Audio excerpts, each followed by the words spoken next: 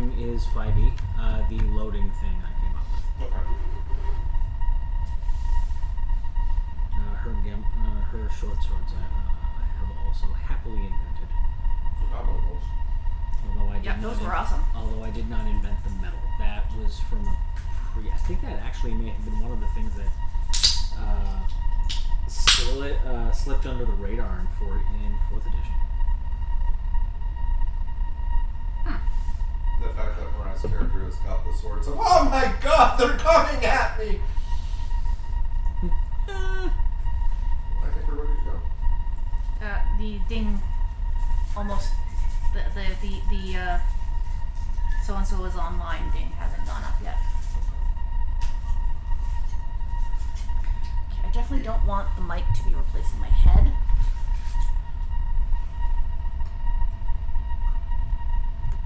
Why, hello.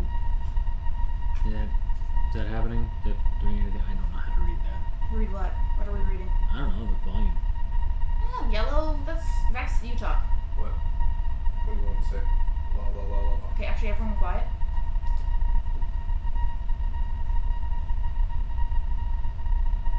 It appears to be picking up your computer, and It's the fan. and it doesn't seem to be picking us up at all. We didn't put it right beside the. Yeah. I was really hoping to not. There we go. That's me talking.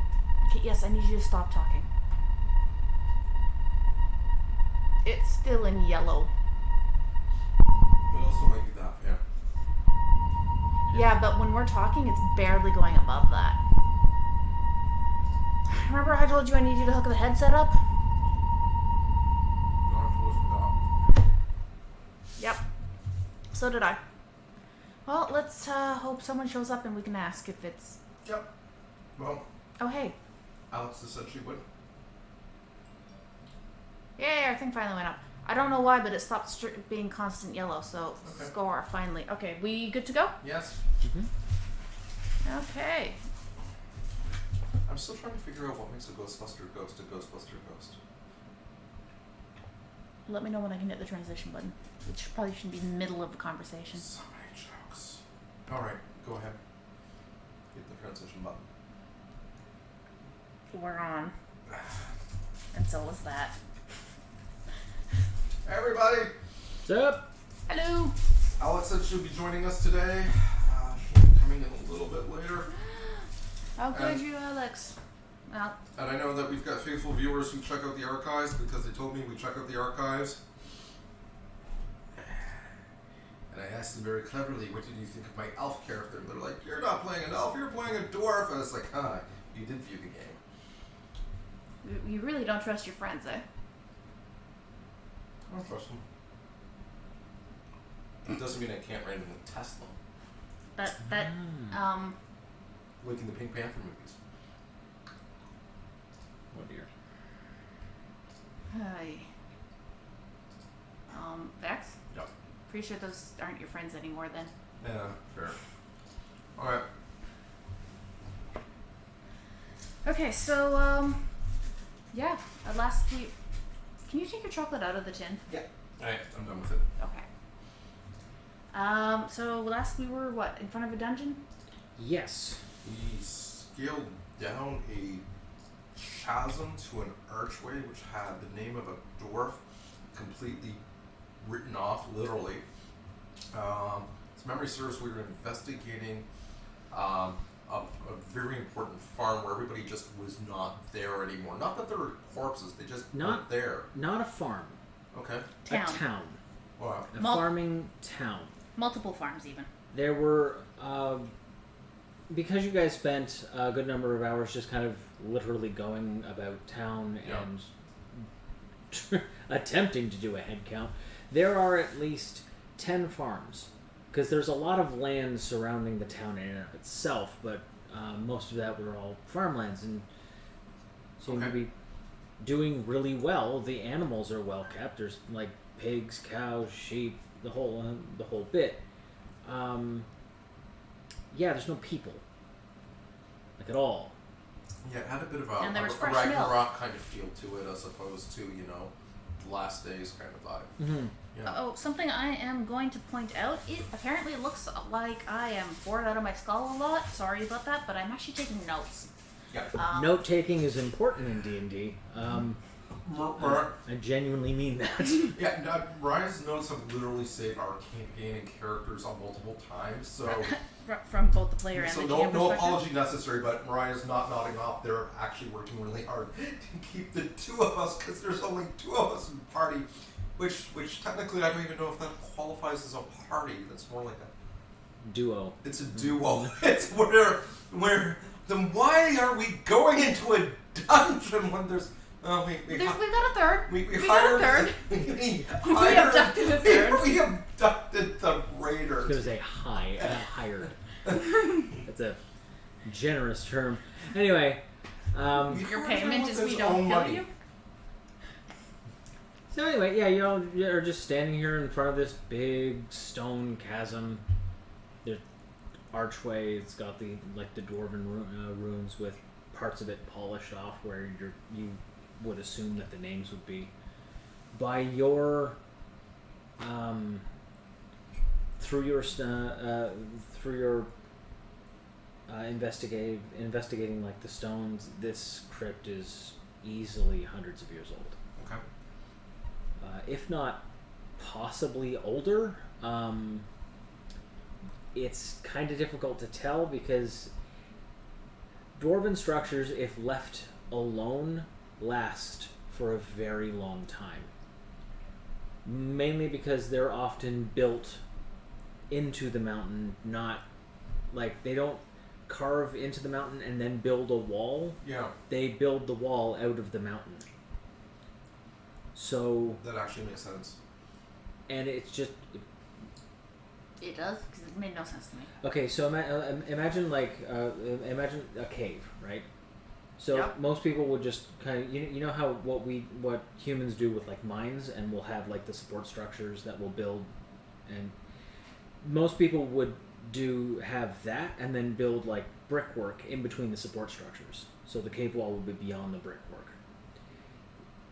The dwarves make the walls look like brickwork, but it's actually the cave wall itself. Oh, okay. So they're leaving as much of the original structure to be the support. Okay. It's why a lot of dwarven structures look like it's entirely made out of the same stone, because for the most part it is.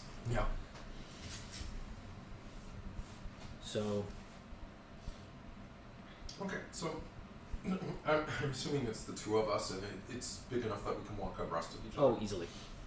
Can I take this is Eye for Detail, and I just leveled up to level 3. I'm really excited to use my abilities. Now that you've got some? Yeah, now that I've got some. What's your special ability? Oh, 12. I'd like to do a quick Eye for Detail, and it says you can use a bonus action to make a perception check, to spot a hidden creature or object, or to make an investigation check.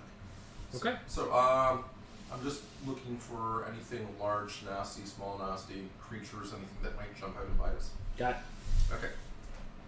Basically, I don't want to get ambushed. That is. I mean that's fair. Yeah. I'd be like, Birch, let me go first, just a little bit to take a peek. These old people just have to stand me still in good stead. And sorry, are you saying old people need to stand still for you to see them? Because that's kind of what it sounded like you said. No, I said these old people. I like you. You're feisty. No, seriously, what did you say? Just pats you on the shoulder. Kind of just takes point on the tunnel. Oh, to be young. If it makes you feel any better, I don't know what he said either. Yeah, it's okay. It's okay. Your character's also not that old. I know.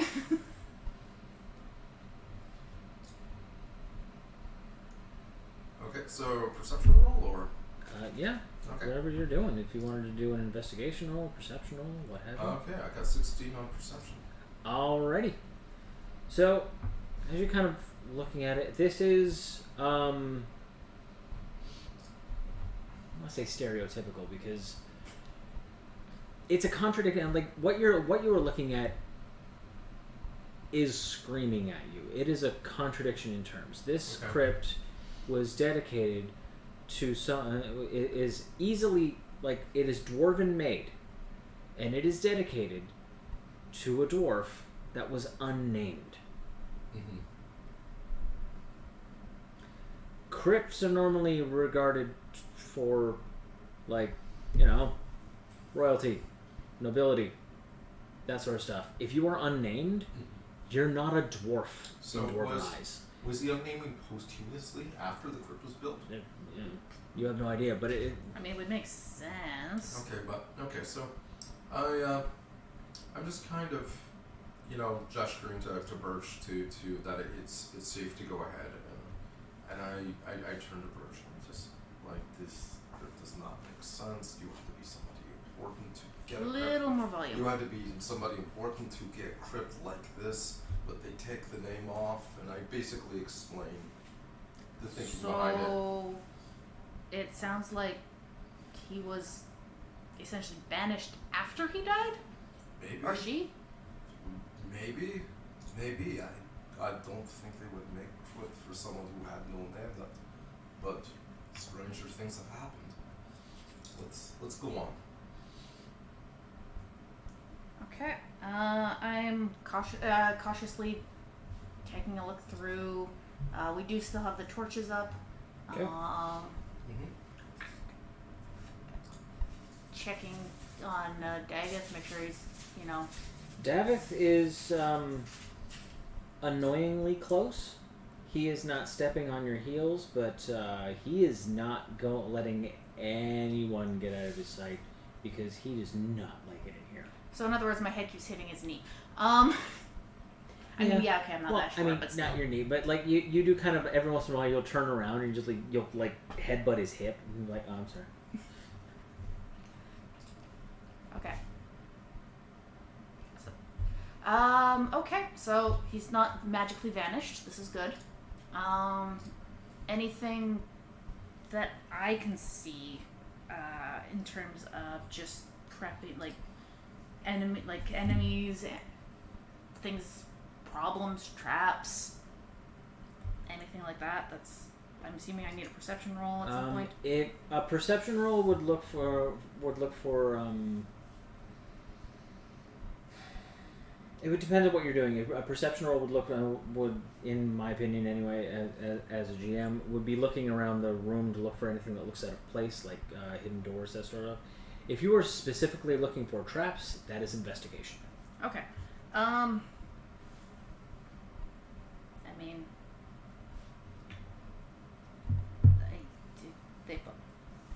that's okay. So I'm a terrible trap finder, just FYI. Duly noted. And that was me. I was just testing it out. oh, okay. Because don't worry about that. I was a bit I was confused. doing it through my phone. Okay, so I'm gonna keep an eye out basically as we go through. I'm assuming there's just a single path, and this is why we're not getting any. Well, you pretty much you're looking at the this doorway is easily 7-8 feet wide, probably by about 10 feet tall. Okay. And you're currently still kind of looking at the opening hallway, which is about 20 feet. Okay, so I'm gonna try and peer through the doorway at the room behind it and see if I can suss anything out. Okay, so you're moving to the end of the hallway. Mm-hmm. Okay, so once you get to the end of the hallway, again, your hired help, that in the biggest of air quotes, stays fairly close to you. You get to a fairly large door. It looks like it's made out of, oddly enough, like wood, but it doesn't look like it's rotted at all. Fairly heavy set of twin doors. It looks like they open inward because you can't see. Open inward? I thought you said they were busted open last game. The first door. Yes. Oh, okay. Yeah. So we did go through that. Okay. Okay. So, I'm just gonna mentally to Grimnal. I don't see anything too interesting in here. Let's take a look at the next room. Okay. I hand Dacus my torch and I gesture, and I'm gonna kind of stealth into the room. Okay, so he now has 2 torches, and it's just like... I must stop David from following the stealthing dwarf. So, give me a stealth check, please. and I should be great at this. You should be. I am. 19. Congratulations. Woot. Well done, sir. Thank you, thank you. I hope you roll like I rolled last game and not like I rolled with fate. Yeah. Why would you bring up that horrible, horrible Dwarf chapter yesterday and curse us all? Because I want to make sure when I say I hope you roll like me, I don't mean that one. Okay, so... That's when we started to die, Your Honor. Yeah, and that's when everything went downhill. That's when the dragon showed up. Anyway. Well, I hope not. Different game. So, you're stealthing, so give me a perception roll. 23. Natural? Bloody hell. Oh. Okay, so you were going into the... To the room. Into the room? Okay, so surprisingly, as you're standing there and you're kind of, your hands are on the blades, kind of waiting. Grimnall hands the second torch to Davith. Davith goes to goes to follow him. You're like, he's trying to be. What is wrong with you? Right. And far more stealthily than you would ever give any dwarf credit for, he opens the door. The door does not creak at all, and he just slides in. Inside, there is what appears to be shelving and books and scrolls, Okay. all in various states of decay. Okay. So, how big is this room, roughly? The room, with a 23 buck. The room in and of itself is probably the same height, so probably about 15 feet high. It kind of has a domed roof to it, which, Okay. from a dwarven's perspective, is not uncommon. That archway is easily one of the strongest structures. So to make that if it's made out of the rock, out of the bedrock of a mountain or a cave or something like that, It's not collapsing. Yeah, it's not going to come down anytime soon. Okay. I gesture like I gesture for you. I wave you in. See a hand. I hand you a torch.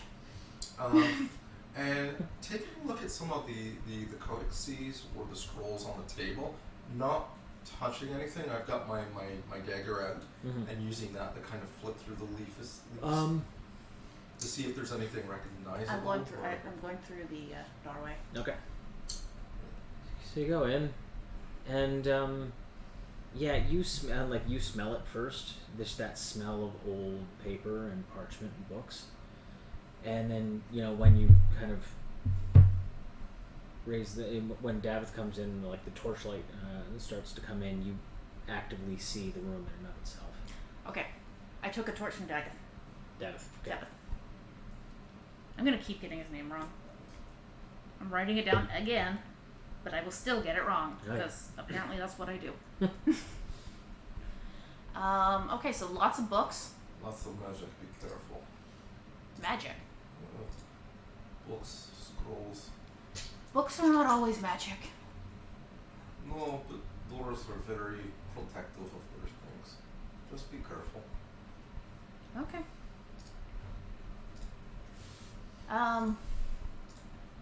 Hold on a sec.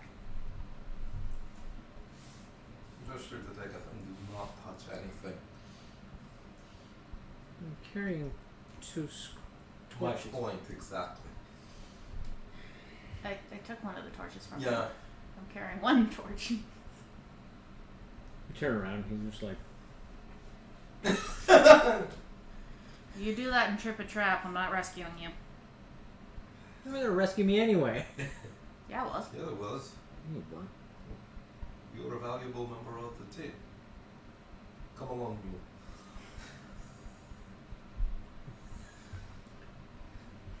He just sits there and he starts kind of like looking at the shelves. And keeps So the torch like behind him. Okay. I do not like the idea of leaving torches unattended in a room full of paper, so I'm gonna collect his torch. Oh no, he's just holding it. Oh, okay. Away from the. Oh, okay. I see what you mean. Just, do I see anything in the writing in the books? Anything that tips me off as to who or what this place could have been? Or clues to like give me an investigation. An ingredient 600 villagers, freshly minced. So I'm taking a look for doors 21. or anything interesting. Like, because I'm not imagining a whole horde of villagers passing through a library on a regular basis without leaving some sort of trace. It's actually smart. That's really smart. So I'm starting to think this is if they are disappearing underground to hide from the tax collectors or something asinine. Definitely leaning more in the that's probably not the case anymore. Yeah. But, still trying to see if there's any evidence of someone going through. Okay. So Perception? Investigation? if you're actively looking for tracks, then give me survival. Survival. Yeah, God. that is the tracking. Yep.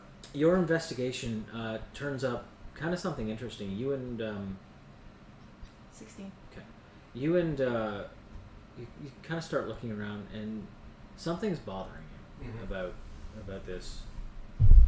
Just the room in and of itself, like the content is historical. There's no magic to it at all, and you know this because the pages are slowly rotting. So they were well maintained, but that only lasts for so long. Yeah. Even if you're using like magical reagents for the oils for the parchments and stuff like that, eventually that wears off as well. So like if the book was enchanted, it would be fine. Yeah. But so this isn't just old. This is like. Is that well? Yeah. So like this, like the book, you can tell that the book isn't enchanted because if it was, it would still be in pristine condition. This book, like the books, are slowly rotting. You're guessing that some form of magic was used to preserve it. So, with your investigation, you're thinking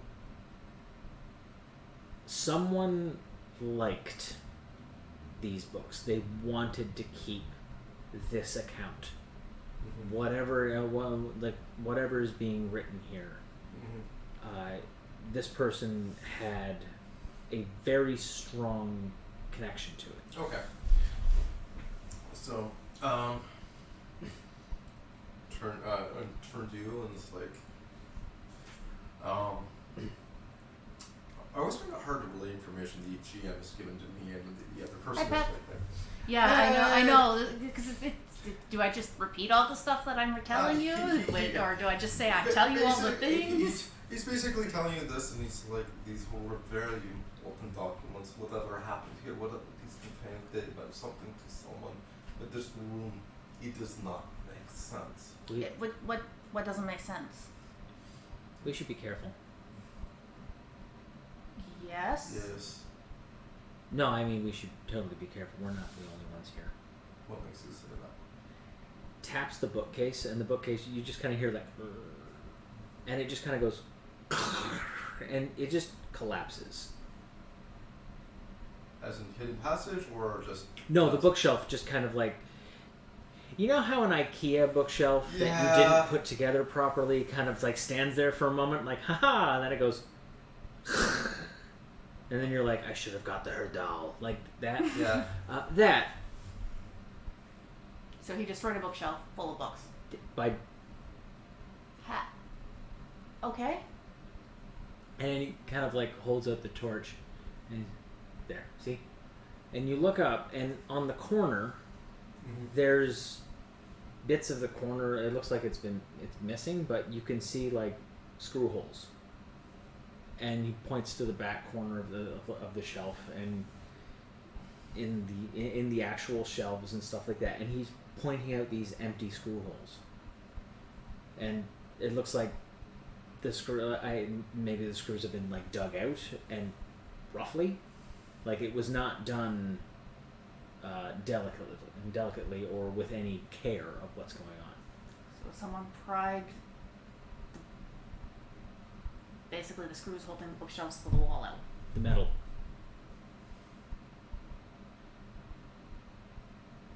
Interesting. I made the one roll. I didn't get the response, but also after that, I would like to look for any other metal. It actually with the with your survival check, you didn't. There's a lot of dust, but you did see interesting tracks. Okay. They seem to be hello.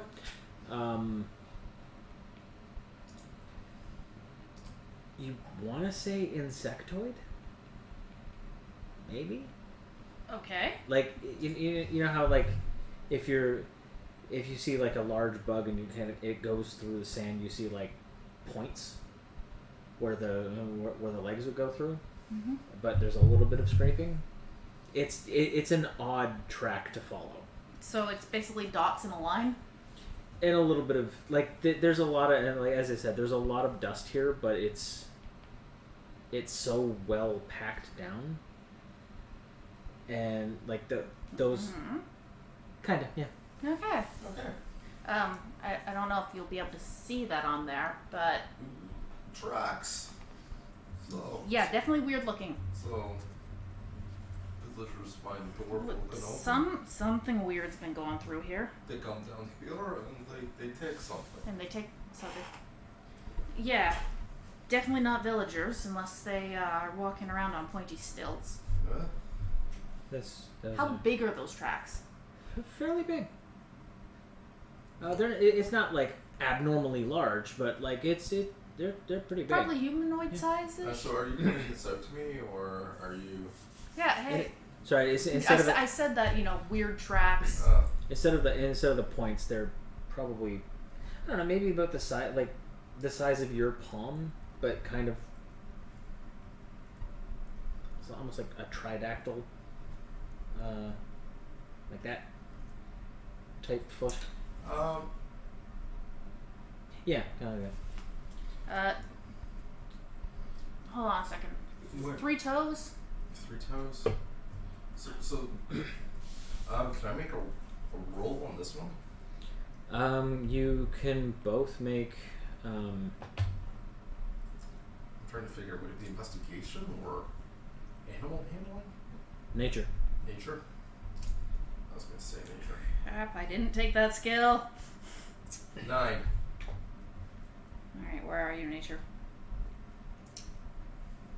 Huh. 14. You've heard of you've never seen it, you've never encountered it, but you remember at one point there was your clan had discovered a mine in the hills, and you're like, and they were all excited. They're like, okay, we don't know what kind of metal it is, but whatever it is, we can sell it and it'll be great. One day later, everyone came running the hell out because there was something in there eating the metal. And they just described this kind of big bug with kind of like this weird kind of, not really a scorpion tail type thing, but it had like a tail that kind of went up. But it would literally just eat all of the metal.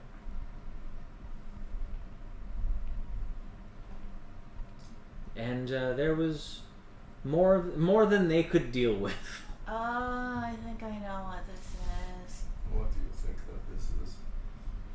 Mariah, the player, knows the term that I think it is. It sounds like Rust Eater. Yeah, I know. Okay, hold on a second. So, Birch. Yeah, the footprints sound a lot like something. I haven't seen, but some of my clan members ran across. It's a very large bug that eats metal. Would I know of this? Actually, now that Birch is kind of like speaking, you remember a couple of stories from like Grandpappy. Yeah. And a lot of the other elders. Yeah, they've dealt with rust monsters before. They're a pain in the ass. Yes. We've dealt with these things before. Pain in the ass. My grandpappy would tell a story of they'd get into the mine, eat everything, they'd love metal, they'd have to kill them, very difficult. Question. How did they kill them? He was not very clear on that part. If your Grandpappy was anything like Bertrand, his plan normally just involved hitting it until it stopped. That was usually part of the plan, or blow things up. Okay, so let's just if we keep our eyes peeled, ears open, that sort of thing, and then hit it until it stops. Or trying to go around it so it does not find us. You realize how much metal y'all are wearing? Or we could hit it so hard that it stops following us. What happens if you hit it with metal? I mean, Nothing. It's when it gets a hold of the metal that we have a problem. Well, because I really don't want to find out if the green metal counts as something it can eat. Because I suspect it probably does. On the outside, we are not made of that. Thank God I played a character who was once. Alright. Well, this has been fun. We need to take a look further because we are still missing a town's worth of people. And I'm not finding a town's worth of people tracks. No, this is very true. Alright, one door, multiple doors. Before we do anything, hey up. I said monster. We haven't found it yet. The tracks. Tracks are nothing, we haven't found it yet. People could have come in a different way. Yeah, we're investigating what happened to the townspeople, but not what happened to the metal. Two of you, great. Right. Making me pay. I really want to carry my money. Okay, so Well, be glad. Money won't get eaten. so It's true. you mean our money Yeah. won't get eaten. Okay, so where does this room There lead? is one door. All right. Well, doorway. It's kind of an empty All right. archway. Kind of similar to the it's similar in size to the one that led here. So good 6 feet wide, Okay. 10 feet tall. Going up to the door, kind of putting my ear against it, kind of feeling Again, it. no door. It's just a doorway. Oh, it's just a doorway. Oh, sorry, my bad. Stealthing inside. Okay. Letting him go first because Alrighty. dark vision. Yeah, it's useful. That is good.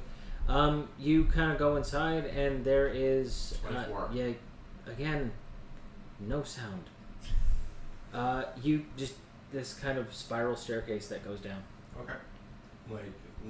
Like, are we talking like way down or just like You really 2 or 3 flights? well, you can't really tell because it's not like a spiral staircase in like an apartment building where you can peer over the side and look how deep it goes. Okay. It is literally just you are hugging a wall and on both sides, and it's just going down.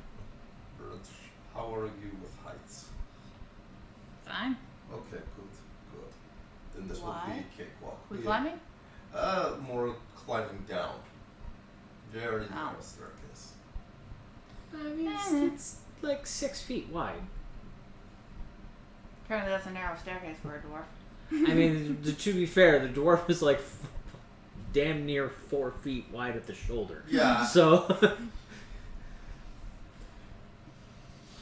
Okay. Anything up top? Look up, no. No. So, shall we go? Let's go. Take a look. Walk in with daggers and the torches.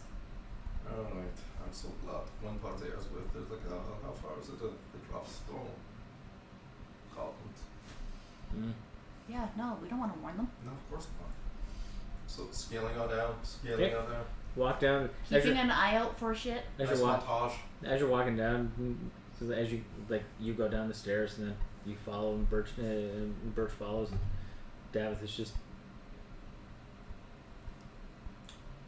You coming? Davith, are you okay with heights? You know what? Yeah, I'm completely okay with heights. You know, I was actually born in a mountain. People don't say. Actually, yeah, it's a funny story. And he just starts walking down. It's like, I'm glad you asked. It's nice to know that someone gives a shit. Yeah, I guess. Yeah. I mean, yeah. Why did you only ask me?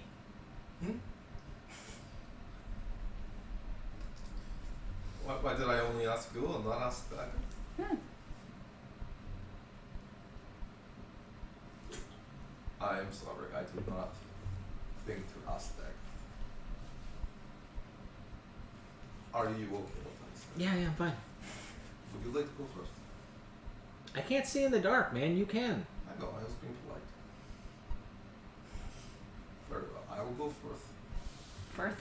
I will go First. fourth. It's like first and fourth at the same time. Ah. Yeah. Make a dexterity save. Punching somebody in their snooty face. Dexterity.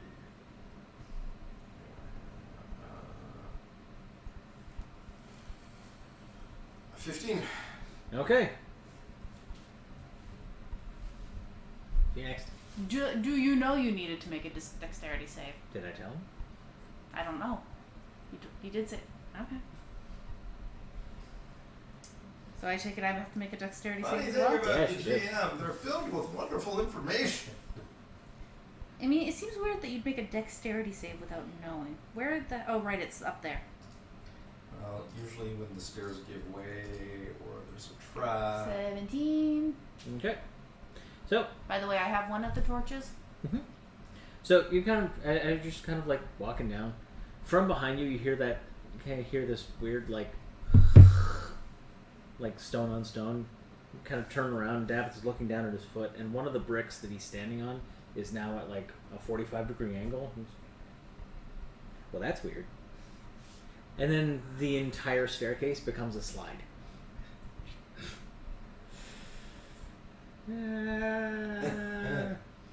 The dexterity saving throw was to see if you accidentally stepped on it. Damn it, Dagus.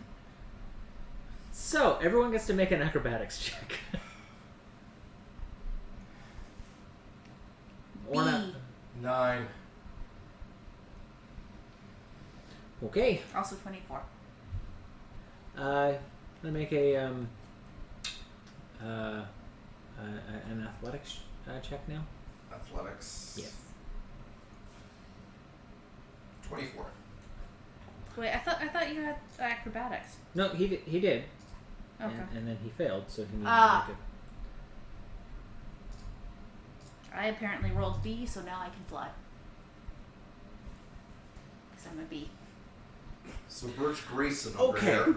here. So, as you're going, you see it first because you have dark vision. Okay.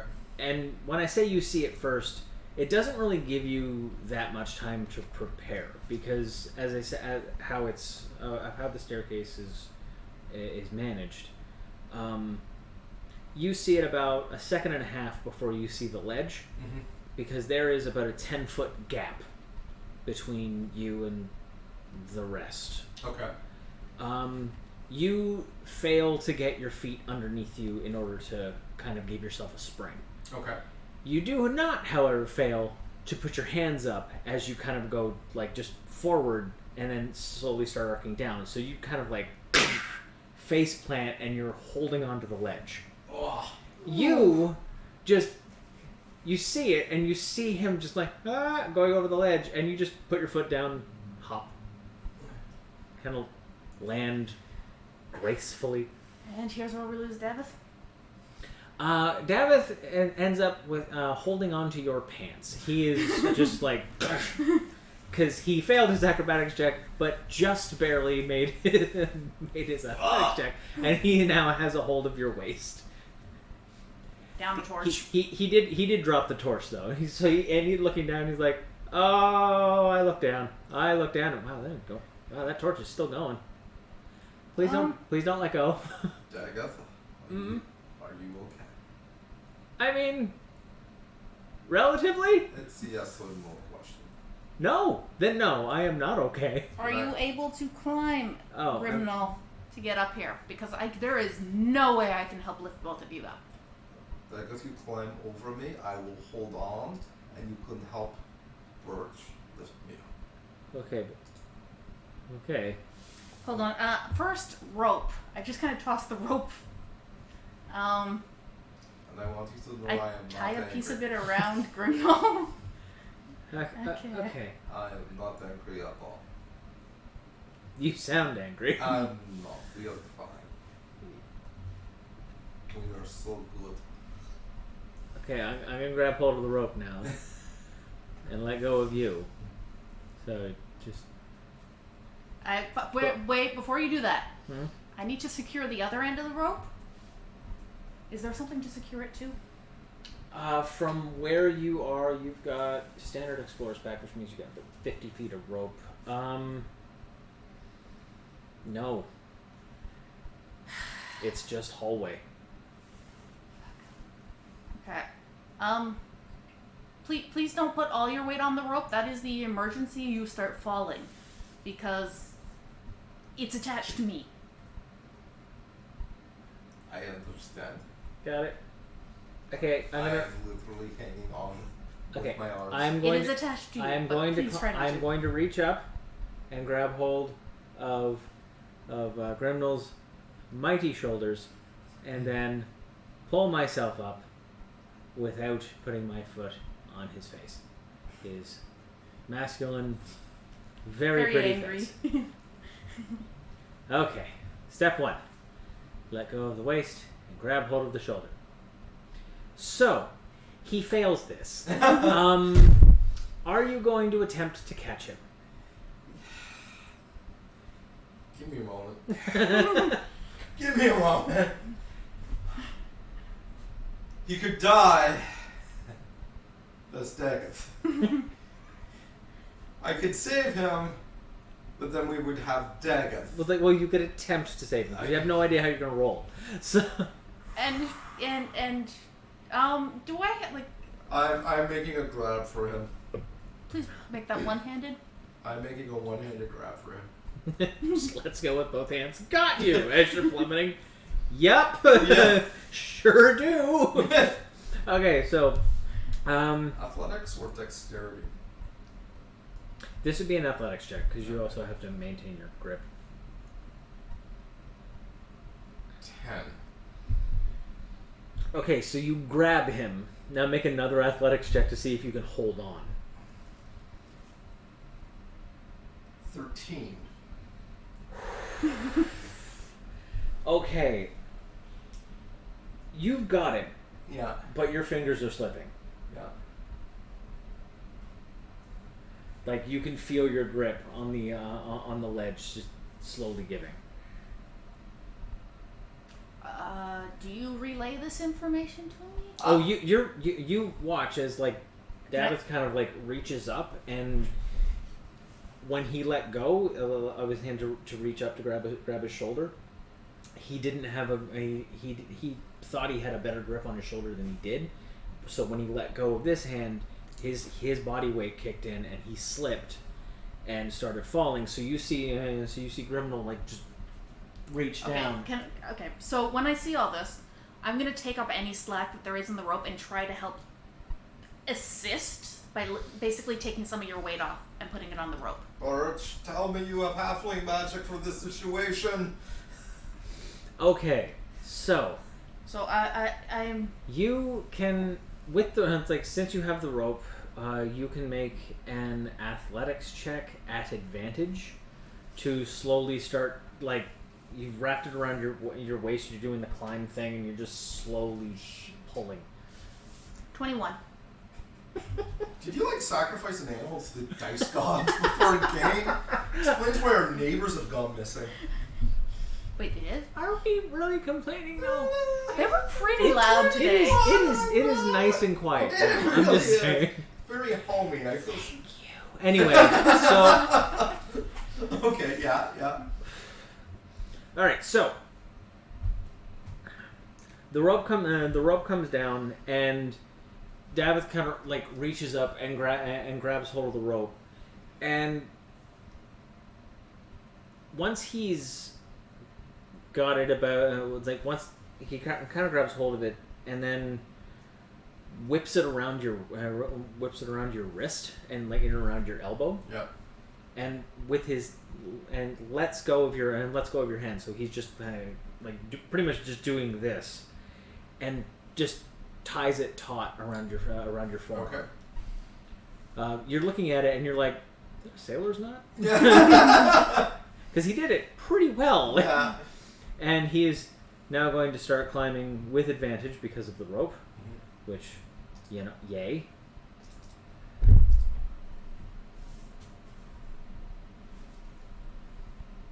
Okay. He slowly climbs up like the 4 or 5 feet, and then he and Birch start pulling Grimnall up. Do we have to roll at this point? No. Grimnall gets to effectively make one last athletics check at advantage. All right. Because the two of us are pulling while 13 he's... and 16. I'll take this. All right. So once you... It's like...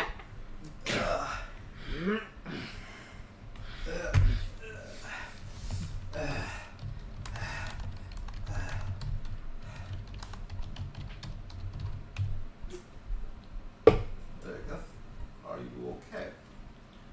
I am now. Good. Did that not hold up? Knot was very good. It was very professional knot. I figured at the very least if I fell again you wouldn't. Well, Birch, thank you for your assistance. It is much appreciated. Bagleth, be more careful. We don't want you to die. okay. Speaking of that, do we want to maybe stay tied together, but that way if something grabs us, then we all go? There's potential problems with this method, but potential advantages. I think we should probably just kind of stay, not clustered together, but together. We'll together. Nothing good ever happens to when you're split. For example, Bertrand thought it was a great idea to split the party. You guys didn't actually split the party so much as 4. Yeah, our original idea was have him at the forefront of a wedge, and we just kind of hit you. I do not mean to be insensitive, but something about That this would've been story worse. is always bugging me. Why was Bugbear named Bertrand? I don't know. We thought it was rude to ask. Oh, that's fair. Besides, he's like 7 feet tall. Make fun of his name. Well, not make fun. If you could, most don't have that much. But Yeah, no, true, but it is healthy to show interest in people. That way, when they nearly get you killed, you can put it over them. But we won't do that. okay. Lead on, Birch. You're the one with dark vision. I know, but rope's tied to you, tied to me, tied to him. I'm in the middle. I thought we were undoing the rope. Yeah, you're the only one tied to the rope right now. Oh, I see. Taking my rope back. All right. So heading off, going down. Being Okay. very careful. So you go down to the. You kind of go down the hall, and there are 2 doors, one on either side, and the hallway keeps going. More doors. They like their doors. Okay, well, so when you say 2 doors and the hallway keeps there's going, a door to the left, and a door on the left-hand side of the hall, and a door on the right-hand side of the hall, and and the the hallway hall keeps keeps. Okay, so it's a 3-way fork, basically. Yes. All right, we should probably be very careful. It's 3 options. Did we take the hall? Did we knock? I don't know. One does Well- not simply walk into more doors. Mm. I couldn't help it. I'm here all week. Anyway. Well, why don't we just quickly check to see if those doors go anywhere else, or if they're just rooms, we may as well check them now. Smart. But if they do fork off, let's just note that and go down the hall. Alright, let's check left door first. Okay. So, checking left door first. Okay. So, open the door? Yep. Cool. So the door comes off, Huh. Bye, door. Like it, you just kind of like pull on it, and it comes to you, and then it just kind of collapses. There goes the Like in multiple places. And I need you to make a wisdom saving throw, please. Well, we done. Actually, my wisdom's not terrible. Oh wait, no, whiz. It's 5. No, that was perception I just rolled. You rolled medicine. I rolled medicine. What? Yeah, just go up to your stats, to wisdom. Oh, yeah, there we go. Just, My wisdom is not terrible, as I said. yeah, for the saving See? throws. Just 24. There we go. okay. No, Siri, fuck off. So. I won't respond to that. Well, Siri ain't taking anybody's shit. Okay, so, you want, like, you kind of open the door and you look in, and every part of your dwarven heart breaks Oh. because it's an armory, Oh. and there's just rust Oh. and 2 obviously fairly well-fed rust monsters kind of poking around at the rubble. So you do not break into tears because it is immediately replaced by rage. Well, in that case, fortunate for me, I have short sword and crossbow of warning. Okay, and I can dual wield. Alright, so can you guys give me a initiative roll, please? Got it. Ooh, 17. Okay, apparently I can no longer type with this keyboard, so, at Pep, I'm trying to say, well, you know, she's got some self-respect, so that's good, but, you know, not allowed to type it, apparently. Yeah. Initiative rolls? 17. Yes. That is not the right... There we go. Oh, also, I've got the crossbow on me, so I actually get advantage on initiative rolls. Initiative? So, I got 16. So 17 and 7. I didn't go with the 17. 17? Yeah, just Well, that means you're going first. sweet. I'm going to... What's the distance between me and those beasts? Probably about 20 feet. 20 feet? So you could get there and engage in melee combat if you wanted. I'm trying to figure out, okay, is it better for the stand and shoot at these things, or is it better just to... I mean, you could do both. Yeah, let's do both. Because you could shoot from here And then like cover the distance and then stab smack. with the bonus action. That's exactly what we're going to do. Okay, so dagger. No, I'm shooting first with the crossbow. yes. 20 to hit. You definitely hit. Rolling for damage. 6. Okay, and just for my personal thing, I'm just because there's actually an encounter thingy here. What is your total hit points? Is 33, correct? Roman? Correct. And Birch? I think it's 36. You're healthy. Why are you hissing? Oh, completely unrelated, but kind of on topic. Wargame Kings of War just announced the newest army that they're going to be releasing in 21. It's a complete halfling army with goat cavalry. Totally excited about this. I digress. Okay. Very much. So you hear Grimnall just kind of like, you swear you heard his lip quiver, and then a snarl, and then just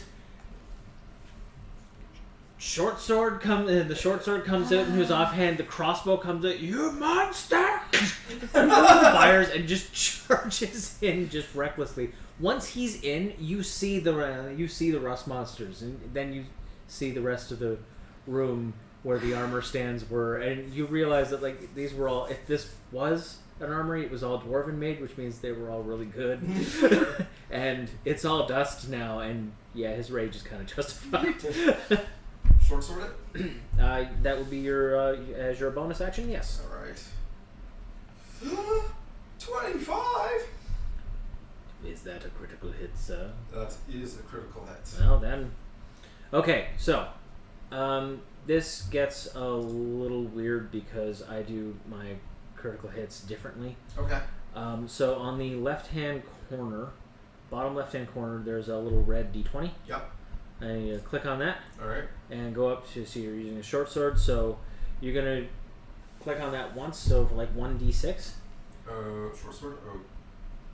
Sorry. Say that again. I'm gonna click on the short sword. The left hand on the bottom left-hand corner. Yep. There's a little red D20. Yeah. Clicked on that. Click on that and go up to the D6. The square one. Oh yeah. Click on that once. Oh, hang on. There we go. Now roll. No, God damn it. It's not me. It's actually the iPad is really sensitive. Ah. There we go. Okay. Okay, so roll it.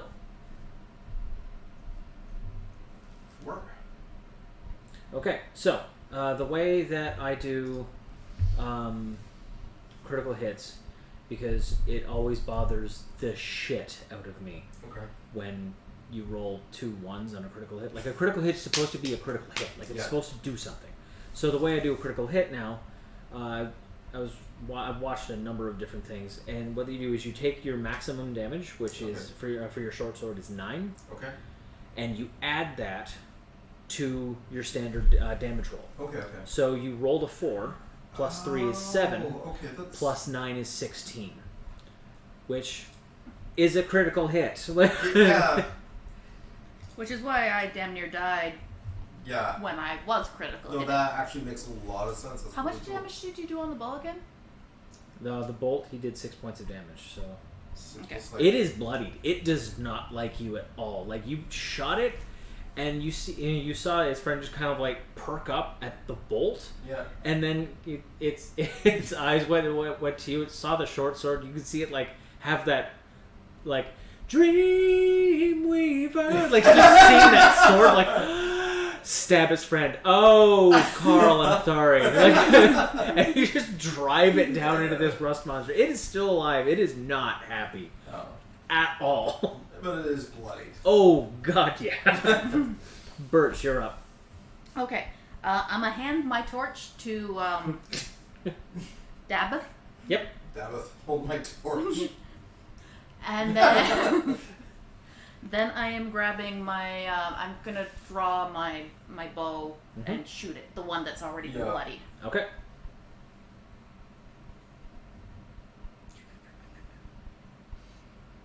Wait, no. That's the wrong roll. Damn it. You're getting ahead of yourself. But, yeah, roll to attack first and then damage. Shut up. Damn it, that was such a good roll for that, too. For damage, yes. Yes, it was. If you hit, I will allow you to keep it. Okay, that would be nice. Where the hell is... How can I not find my hit button? Longbow. It'll be one of the +6s. Oh, dirt. Okay, because I'm looking for a skill. So 23 to hit. Yes. And then that was a So- 7 on the roll plus the... So you did 11 points of damage. Yeah. So, and you were targeting the one that... The one that had already been bloodied, Yeah. yep. Yeah, it kind of snarls at you and then gets a full-size longbow arrow in the face, and it drops. Its tail kind of quivers a little bit, and you hear that weird chittering sound. And it just stops moving in and of itself. Which... this is gonna be... It's gonna be fun. Okay.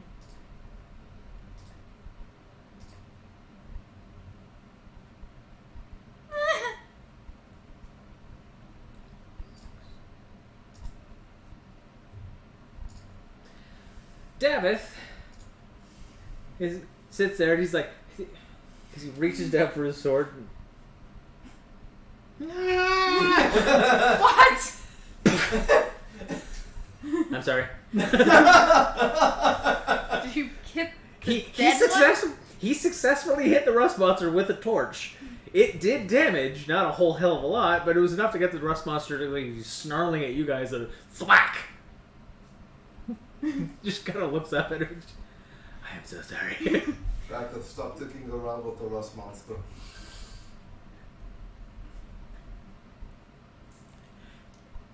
It takes a swipe at it with with a bite, and Dav just like nah, starts running away from it.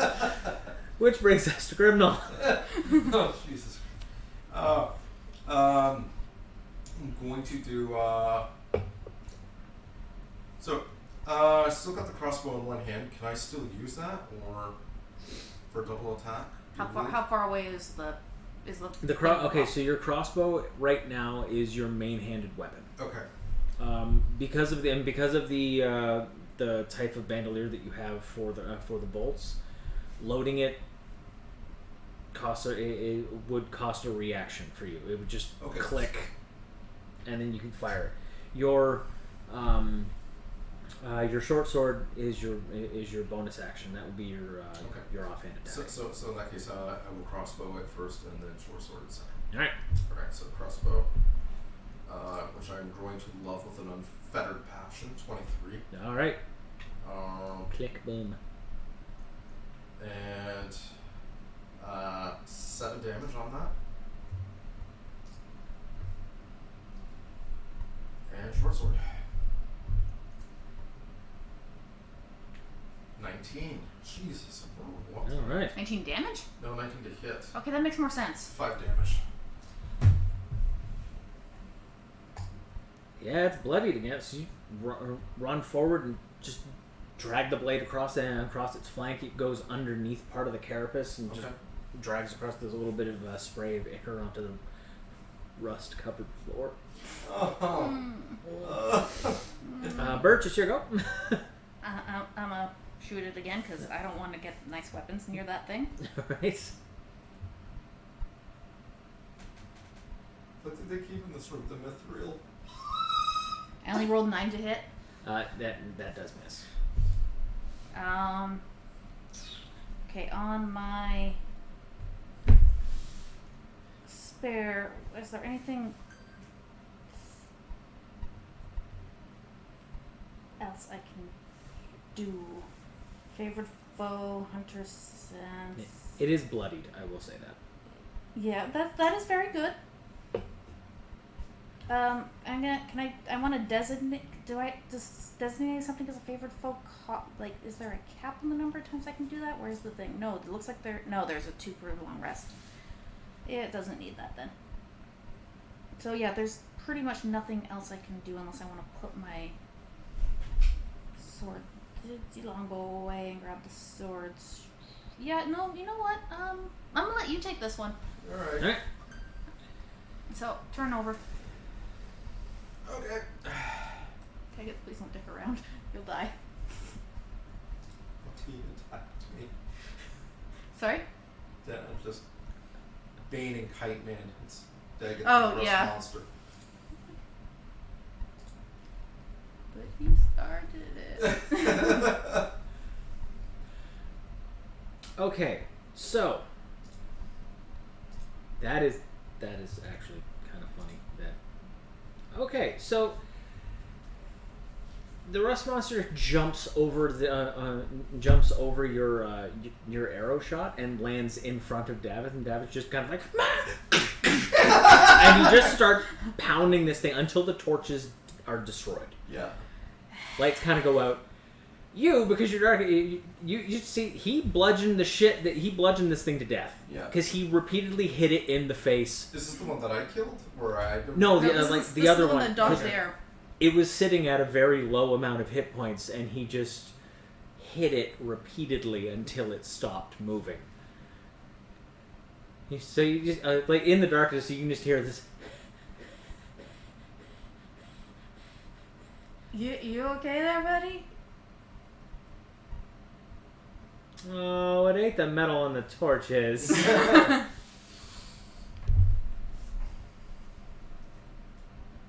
Seriously? Huh. Oh, dude, check your short sword. And pull out the short sword. Yeah, it's not doing great. Ooh. Like It is. both of the rust monsters are dead now, right? Yes. Okay. What happens when you hit like you pull out one of the crossbow bolts, and the tip of it crumbles. Oh. You're looking at this. It would be better to melt it down and make something new out of it. You cannot repair what has been done. And I'm guessing it's not usable either. It is still technically usable. You are currently looking at a -2 to its damage rolls. Alright.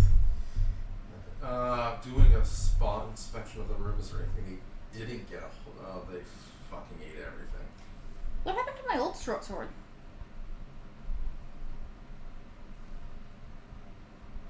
I may have actually taken that off of your thing because you had the thing, but yeah, it's technically still there. So if you want to give the old short sword to him, then you probably can. Would I have been carrying it? Yeah. That's just it because I figured you just put everything in the trunk. Yeah. No, I probably would. I would have been left that behind in the. Yeah, I think you would have too. I'm not going to get too bad of a shape over that. So I'll just carry on with a. Do you want the? I still have my scimitar. Well, would you want that? No, okay. Okay, I did actually pretty good with it. I was kind of expecting you to see if you could find somewhere to put them, but. But what? The torches. I was not expecting them to be used as clubs. I panicked. Well, hey, you did good. That's good panic. You should do that more often. I think there's another torch in the bag. Hang on a minute. Scimitar. Oh, this So- is a nice scimitar. So he lights the torch, and yeah, because like the torches have that like kind of like that bound, perpetually soaked in oil material that is bound by an iron ring. The iron is gone. So it's rags and stick. Pretty much. This is nice scimitar. Thank you. So I'm down 2 torches. Don't worry. We'll take it out of the party profits that we got from the raiders. And yeah, thank you. As I said, I went on YouTube and I pretty much. We're talking about the comment about Yes, that's a nice about way of the- rolling a crit hit, because otherwise that may be completely Right. confusing. No, I went on YouTube and I looked up a bunch of like people's different house rules. And I found that one and I was just like, I fell in love with it because I hate rolling a 1 on a crit. It is the most infuriating goddamn thing ever. It also doesn't work with the narrative. Yeah, like if you're really supposed to like hit something really hard and like tink. Well, what the hell was the point of getting excited over a 20? Like, Yeah. at the very least now you are guaranteed to do your maximum damage plus at least 1. Yeah. So, it works out. Okay, so go out of the room. I'm assuming there's nothing usable now that we've got the torches back up and new ones lit. I'm assuming there's nothing usable in the room. No. Okay, so go to the other door. Okay. I am keeping my bow ready this time. That's a And good plan. Is there anywhere to rest the torches? Like when we look at this room, are there torch rest spots? Oh, I mean Like a sconce? Yes. Um, I'm hoping the rooms are somewhat symmetrical. there are a couple of sconces, yes. Okay. I'm gonna keep my bow drawn. Okay. So Daggett, if you can look for a place to put the new torches, Okay. yeah, we're gonna go to the other room. I'm going to open the door. All right. But what? Well, I mean, what if I put something in the empty sconce and then it causes something? Good point. We'll do that. Hadn't thought of that. Yeah. Good thinking, Daggett. Keep up the good thinking and the panicking. You're doing well. Okay. All right. Maybe one day On you the guys door will of get my name 3. right. 1, 2. Wait, hold on a second. We're not getting the name right? No, it's fine. Well, I mean, we're never gonna get it right if you don't tell us. 3. I Every have. time. Door swings open.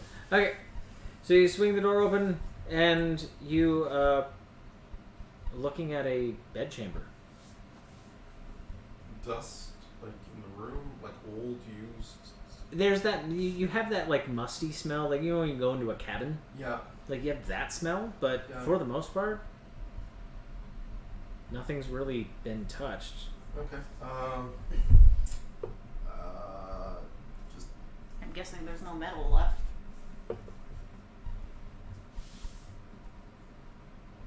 By the way, are you gonna tell us it's safe to go in? Well, you can't.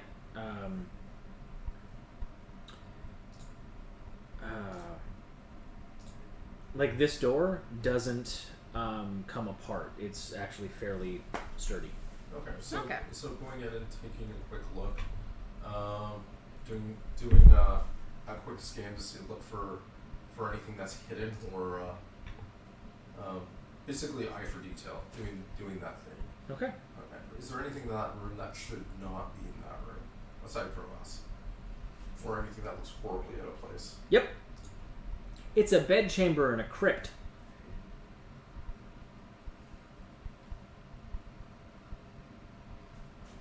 Good news. Bedroom. Bad news. Bedroom and crypt. What's wrong with? Oh. Yes. See. Oh yeah. Oh yeah. That doesn't make sense. No, it does not. But room is very spacious. It's very nice. Come and take a look. Take a look. So does the bedroom look like it was of the same era as the crypt, or does it look like it's a modern addition?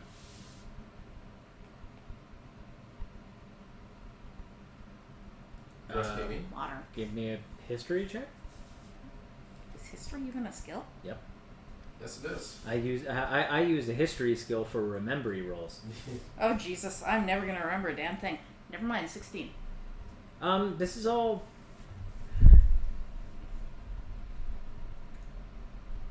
You're not entirely sure about dwarven decoration, or if that, but the bedding, the sheets, all that stuff. There's no rot. Okay, so it all looks newish. Mildewy-ish? No rot. Okay. Like there's, as I said, there's that musty smell that you Yeah. have from a cabin, but like, And it looks dwarvy, I'm guessing from the comment. It doesn't look like someone like a townsperson dragged something in. oh no, like even like the wooden bed frame has, like you can see dwarven influence. Like it's very very sharp square lines, the whole bit. Okay. So, I have an idea. Maybe this is not crypt, maybe this is not dungeon, maybe this is actually fortress where barons were warned and something went wrong. Then why did the outside say here lies no one? Because if something went wrong, they seal it up. People weren't supposed to go inside. Oh yay. It did not start off as a bad place, but they closed it off to prevent people from getting hurt. And happened fast enough that they left all their books that they valued. Exactly. This is not encouraging. It is not. No. But good news, we killed 2 Ross monsters. Deckard is doing a very good job. You're doing a very good job, and I'm sure there's a replacement sword for Deckard somewhere here. Okay. Do we have like anything valuable or anything useful in the bedroom? Always a good question. Useful. To the undergarment drawer. This is already going through it. Hey, 80s underwear pirate montage. Go. It's so frilly. And look, eye patches. Aw, that is how you get pink eye back. Yes, that is precisely where pink eye came from. So, Perception, investigation. yeah, investigation would probably be good. Perception if you're going to be looking for like hidden doors, alcoves, that sort of stuff. Investigation is if you're looking for something in like very, very, very specific traps, that sort of stuff. Okay, I'm not looking for specific. I'm looking for useful stuff. I'm so looking for specific, Perception. not useful. So you investigate, you perception. Alright. 12. Okay. 17. All right. This bed is like a California king. Shit. For those of you who don't know, California king is like two king size beds put together. Well, not exactly. It's more like you took a normal king size bed and rotated it. It's fatter and shorter. I'm gonna go It's like a. He's the GM. If Okay, It is but a reality. stupid big. It is a It's a stupid big stupid big thing. So. okay, so I found a big bed. Mhm. So checking underneath for big compartments, looking to see why such a big bed in this kind of room. This would be what a thing for royalty. This is not normal barracks bed or even nobility bed. This is And right beside the armory. somebody special. But who is? Dwarves are not that big. I know. I'm dwarf. Dad was gonna walk up, pushes on the bed, pulls back the sheet.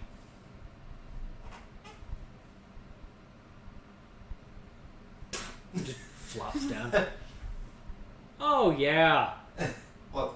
Oh yeah. What? He just pats the bed and Sit on the bed beside him. Whoa. yeah, Oh, nice. yeah. Lie back and Right? oh. Right? I feel my spine, my lumbar. It's a lie. Oh, this Birch. birch. Not Birch. until I find out if it's got a sleeping spell on it. No. Oh, We're not asleep. we're not. Oh. It's like sleeping on a And cloud. it could be delayed. A nice cloud. Okay, fine. I'll get up. I will not. Okay. Oh, this is Go like, try it out. Oh yeah. Oh no, yeah, okay, this is nice. Right? This is. Okay. Do you know when this is over? Maybe we can come back and take bed out. You look at the bed and then you look at the door and you're like, It might be difficult. I mean, if you this- want to take the door, Oh, this is out. nice. Birch, try. Oh, it's so I already good. did. What do you think? He's comfy. No. well, I mean, Why is it still comfy? I mean, at the very least, we could find a place to rest. This is true. This And is the Rustmasters didn't get through that door because it's all Does anyone need a walks rest? over to it. And, I need dwarf eyes. Just a moment. That sounds racist. I'm sorry, but It's very species, but I know what you mean. I'm coming. Oh, don't worry, my love. I will return for you soon. you walk Yes. over the door and you actually kind of lean in. It's stone. Door is stone. Okay, I wasn't. Then I was right. What? No, that's rock. Well, It stone. is rock technically. door. That's why they couldn't get in. No metal hinges? Right. Wait, so do you think that they know the Rust monsters were here to begin with? No. This place makes the most sense. We should get moving. Does anyone actually need a rest? Because I'm fine. I'm I fine. mean, yeah, I'm alright. Alright, well, let's earmark the cozy bed and move on. Alright. One more thing before I go. Take a quick peek under the bed. Nothing? No. Just check. Dust. I'm guessing Just my the standard dust that would be Alright. under a bed. So, going down the hallway again. Okay. stop for a second. I'm assuming my roll of 12 turned up nothing and not just got forgotten. No, there's nothing here aside from a couple of bits of clothes that seem fairly nice, like silks, that sort of stuff. Then aside from that, no. Nice. The bed's huge. How big are the clothes? Are they dwarf clothes? Human clothes? Okay, so they're probably dwarven. Interesting. Alright. Put them back. Just while everyone is like looking at the door, you kind of hold up one of the shirts and kind of like throw it over your head and just kind of do this. And it's a dwarf shirt. You are swimming. You could fit like 3 of you in it and just.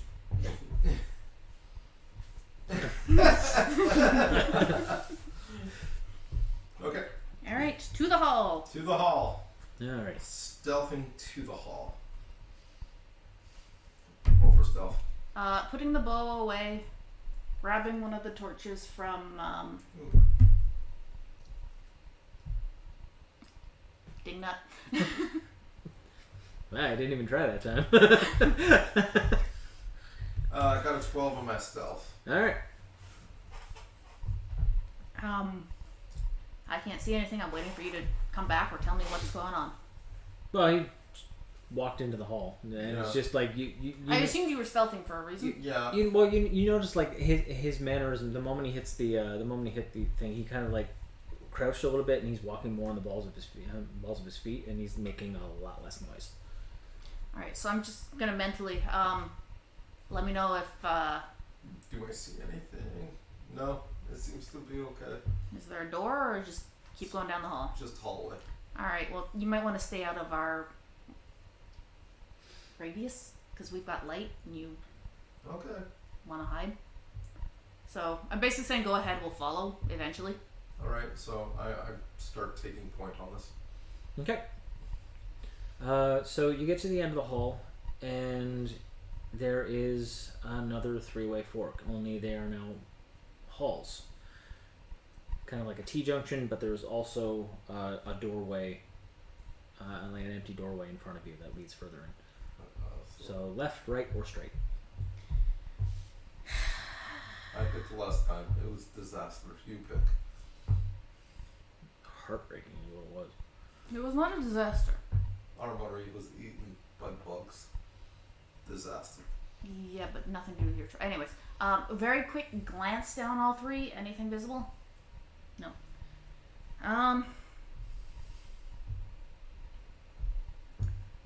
Let's go left so that I can draw easier. Okay. Checking the left door. It's the hallway. It's in the hallway. Oh, sorry. Checking the left hallway. There's a hallway. Is hallway Mhm. anything interesting? Not really. And it goes just keeps going back all the way. Yep. Goes forward about 30 feet, Okay. and then turns to the right. All right.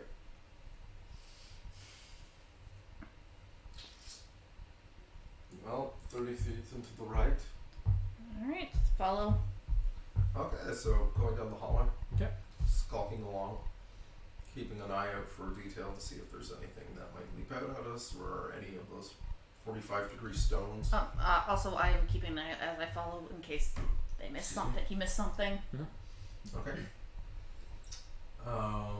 So perception or just If you're actively looking for something, yes. Yes. Perception.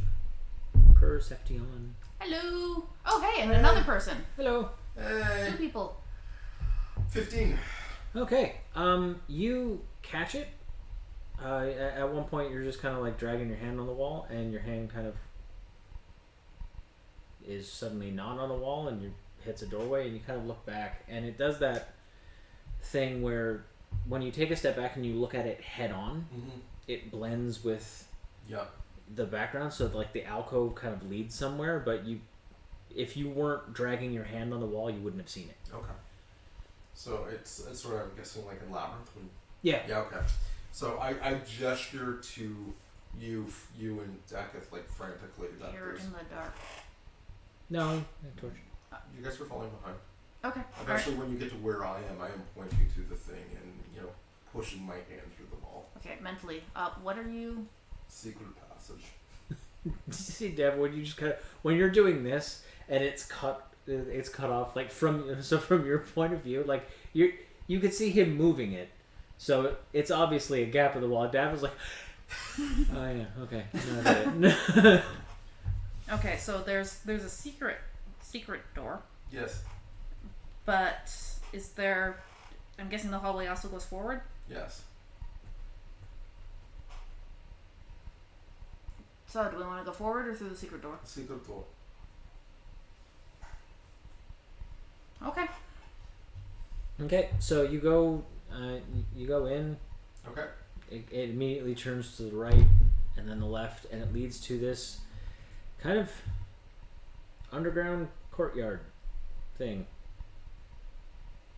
with statues. Toy. Porters, look. Okay. Is the courtyard?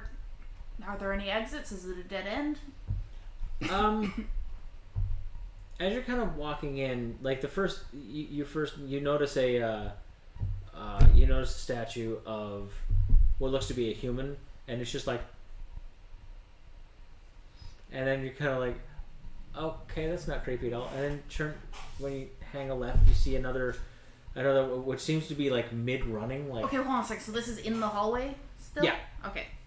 And then you hit the courtyard, which is this open, about maybe 20 yards across by maybe 40 yards long. Mm-hmm. And there's just many different, what looks to be like stone or marble statues in various states of horror. Do these look like townspeople statues per se, or Not- nobility, or dwarf? Like, Not really. Do they?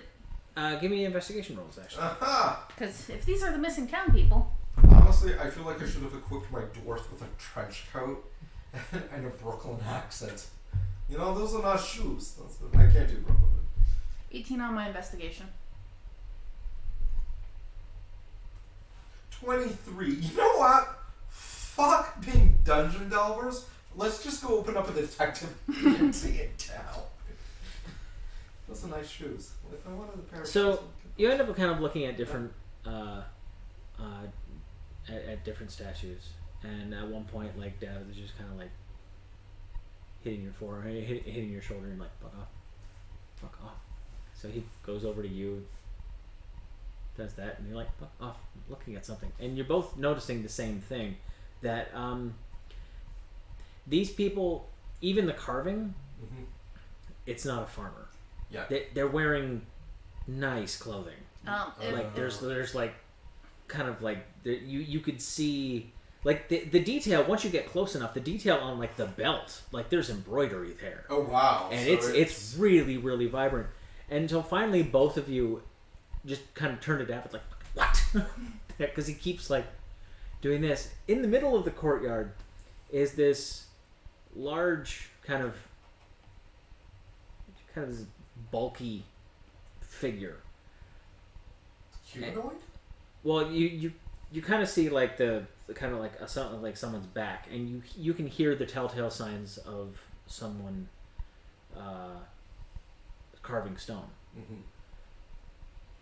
and you hear this like really deep kind of resonating gruff voice. Do you like it? Please don't let it be Deathstroke. They're very lifelike. Thank you. You have mastered your craft Well, at the very least. I do what I can. Why the statues? Why the look at that? Because that's when they're the most amusing. When they're running, begging for their lives. I don't like the sound of this. Like this one. And he kind of shuffles to the side. And there is what appears to be a nobleman.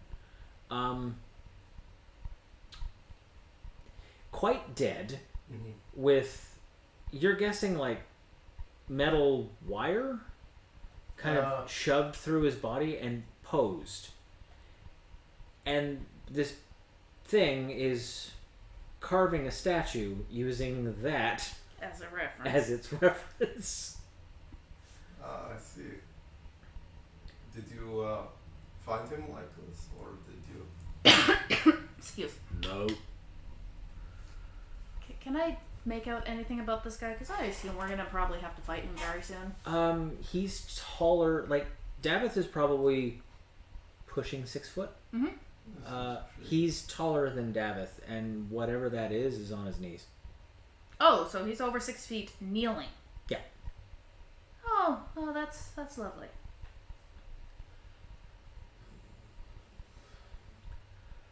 Let me guess. Whitestone sent you to get rid of me. No, No. Lies. no, we're just here to figure out what happened to the townspeople. Did he not give you money? Not yet. No. Fool. We were gonna be coming here anyways. Man paid me to do a job. Did a job.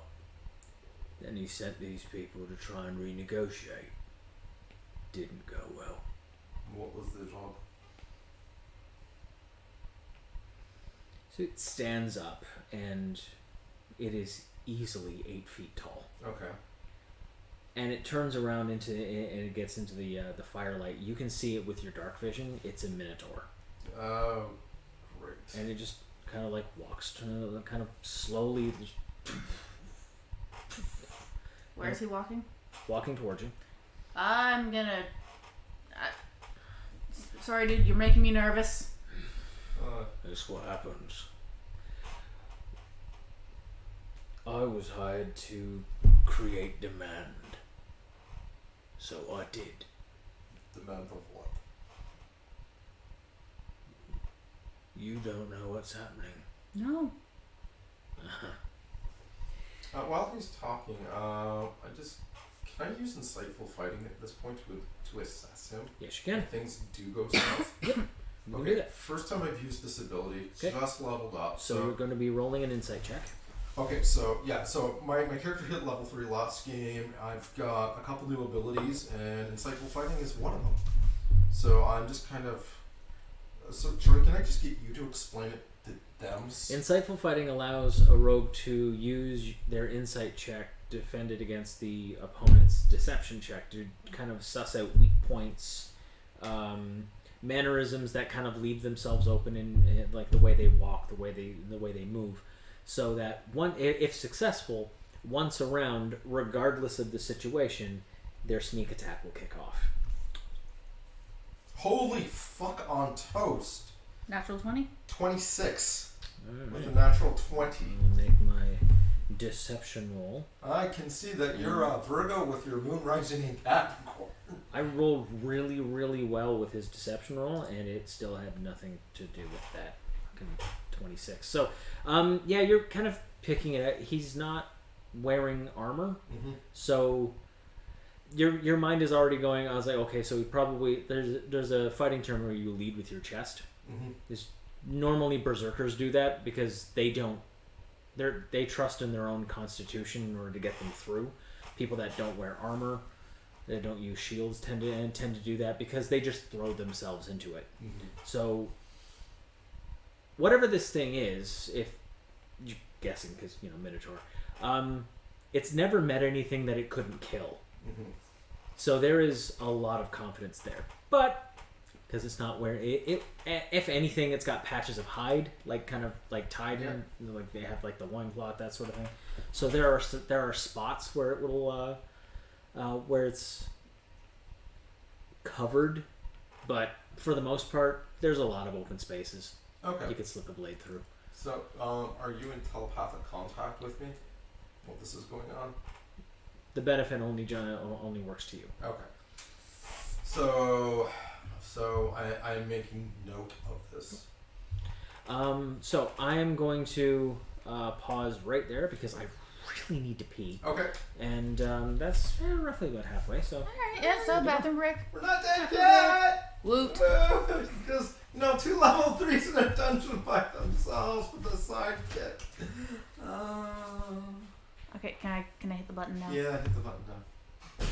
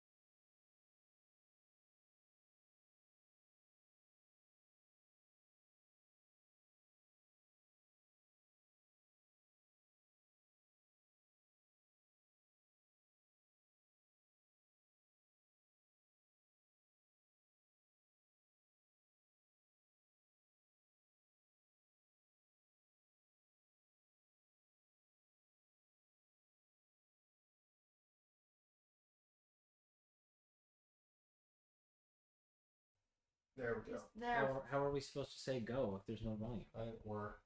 Okay. This is why I tried to have the separate thing, which it has now magically appeared, which wasn't there earlier today. You can just do it like Teen Titans and just yell go and run into a random room. See Right. what happens. Alright. Like So, that, face to face with this easily 8.5 foot tall, still kind of stooping minotaur. Yeah, more like 9 feet. Great. You haven't even asked me how I did it yet. Did you want us to ask you how you did it yet? Unless you're talking about the stone carvings, I don't even know what we're asking about how you did. The townsfolk. Ah, You haven't figured it out. no. No. Good. Reaches behind him and unhooks this great axe. And that's shooting time. That is proportionate for someone his size. Okay, so when It he is a draws, large when axe. he goes to draw the axe, I'm like, yep, nope, it's shooting time. Nope. So, I was really hoping we weren't gonna have to I fight. was really hoping we could meet a mutual resolution in a dungeon y'all can roll initiative. with a sadistic motherfucking minotaur. I thought we. Initiative is not my roll. I did not roll You rolled a 15. super high. Well, okay, but no, I rolled an 11. I got a 15. Okay, I got a 22. Just. I've been rolling crazy. Initiative is the only thing that I don't roll crazy. I've got the crossbow, so I use that for the advantage, and I'm 22 on the second advantage. Okay. So he pulls the axe, and Davith is just like, "We gotta go," and gives you both like a pull, and runs back into the into the alcove. Great, now I can't see. Well, he has the torch, so yeah. It's like, come on, we gotta go. Okay. Want to try something, and I don't know how feasible it is because I did get the successful insightful fighting roll. Well, you're gonna have to wait one round because it's Birch's go. Okay. Birch. You rolled lower than 15? No, I got 22. Oh, then Do you go before Davith then? Please tell me you go before Davith. This move is run away. technically yes. I saw 8 kind of pop up on my thing. So Oh, that was my first one. I rolled again because of the crossbow. initiative, right? Right. Okay. So yeah, then it will be your go. Okay, so I want to run this by the GM, Mhm. but effectively, I want to try and hamstring him with the short bow. Like hit him in the half of the tendon to slow him down. I mean, Funny thing about me is you've got 2 of them. yeah. Still not sure how that's. Basically, he is a big ass minotaur with a big ass axe who's going to be chasing us. He knows his way around this place like nobody's business. We are at a huge disadvantage. I'm trying to effectively hamstring him to slow him down and buy stuff. No, I got that. It's just like you've got 2 knees thing. I don't understand how that's. Always aim for the knees. Yeah. Or am I pushing it with that? No. Then normally there are things that you can do to hamper someone's movement. Okay. Normally there are like specific abilities for certain classes, like the battle master for the fighter has like different Okay. maneuvers and stuff like that I can do. I mean, you could shoot him in the leg. Okay. Okay. And I want to shoot then hide. Okay. Okay. Well, I don't want to shoot and hide. I actually want to be lying in that wonderful bed that we found in several chambers earlier, letting all my problems just melt away. But seeing as how we're here now, okay, one hit, 23. 23 hits. 8.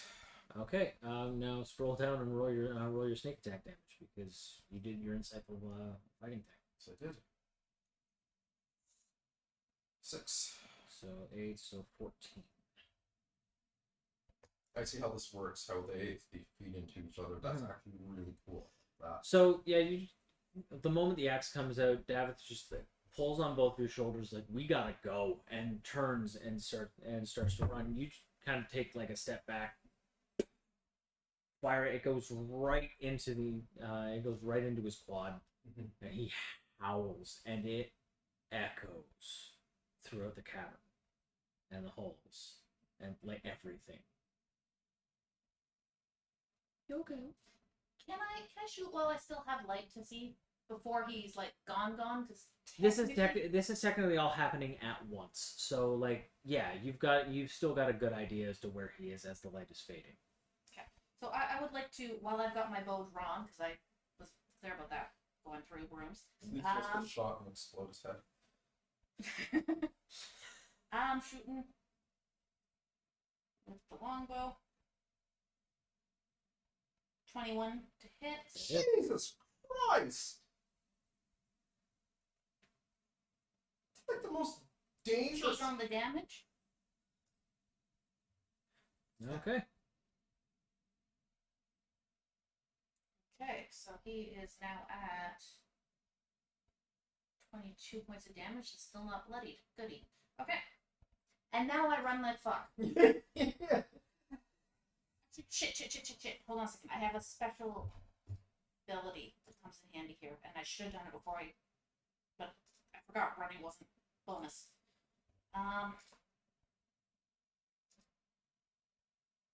That's an action. That's not the one I want.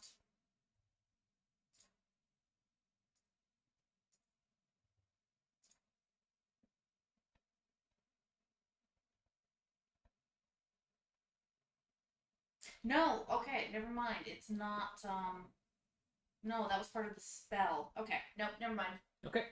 And So- and I'm now Both running after death. So both David and Birch just fuck right off. Give me a I don't know if you're following while you're making your high check, but you because you do have a movement action. Yeah. Were you following? Yeah. Okay, so you can make your high check. I'm also yelling at Dabbit. God damn it! I need to see. Okay. Right. Sorry. Is high check? Is that a stealth? Yes. Okay. Yes, because you can use Jesus. I'm a ghost. Yeah. Didn't see anything. Okay. It's the Minotaurs go.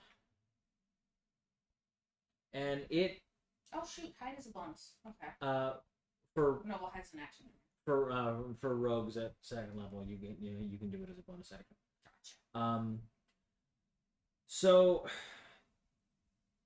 he comes through the alcove and torchlight. So you see Dad is just kind of like he's lingering, he's holding back, and the Minotaur just charges and moves a lot faster than both of you. So who's the Minotaur charging? Technically, you're going to be the first one there. I've seen you roll. I've seen what your halfling can do. I actually feel bad for whatever's about to befall the Minotaur. 13 points of damage. Oof.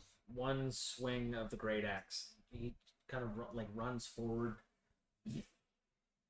Most of it actually digs into the stone a bit, so you get hit with most of the flat of the axe, but you still get launched.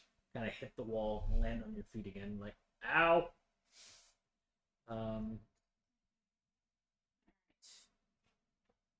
That's no there. God damn it!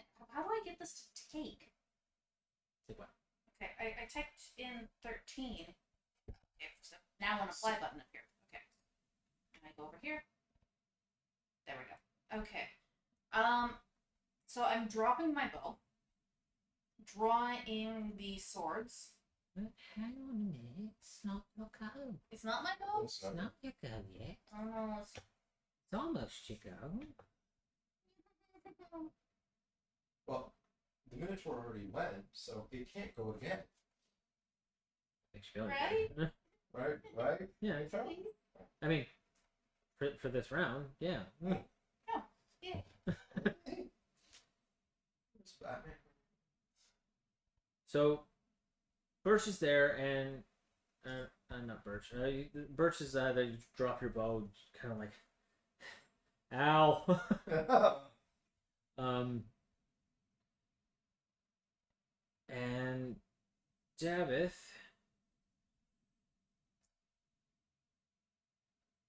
starts waving the torch at him, like, "Hey, over here!" He starts trying to get That's a bad idea. Dude, no. him away from you. You see the miniatures kind of look at him like, which leaves us to Grimnal. You want the sneak attack bonus? Technically once around. You did the insightful check and the insightful Okay. check. Like, And you hit. so for the next, I think, minute, Okay. which is 10 rounds, Okay. you just get sneak attack once around, Okay. regardless of the situation. Crossbow. Okay. Why not? Crossbow, then hide again. 3 and 6. And rolling for sneak attack on top of that. You only got a 6 to hit. Roll to hit rather than just damage. Oh, shit. Sorry. My bad. Take 2. Line. Now, 16. yeah, 16 hits. Now you do have advantage on this attack roll because it is within melee with Birch. Okay. So, roll damage twice for that. Roll the d20 twice and take the better result. So I roll my damage twice to take the better result. No, just the attack roll.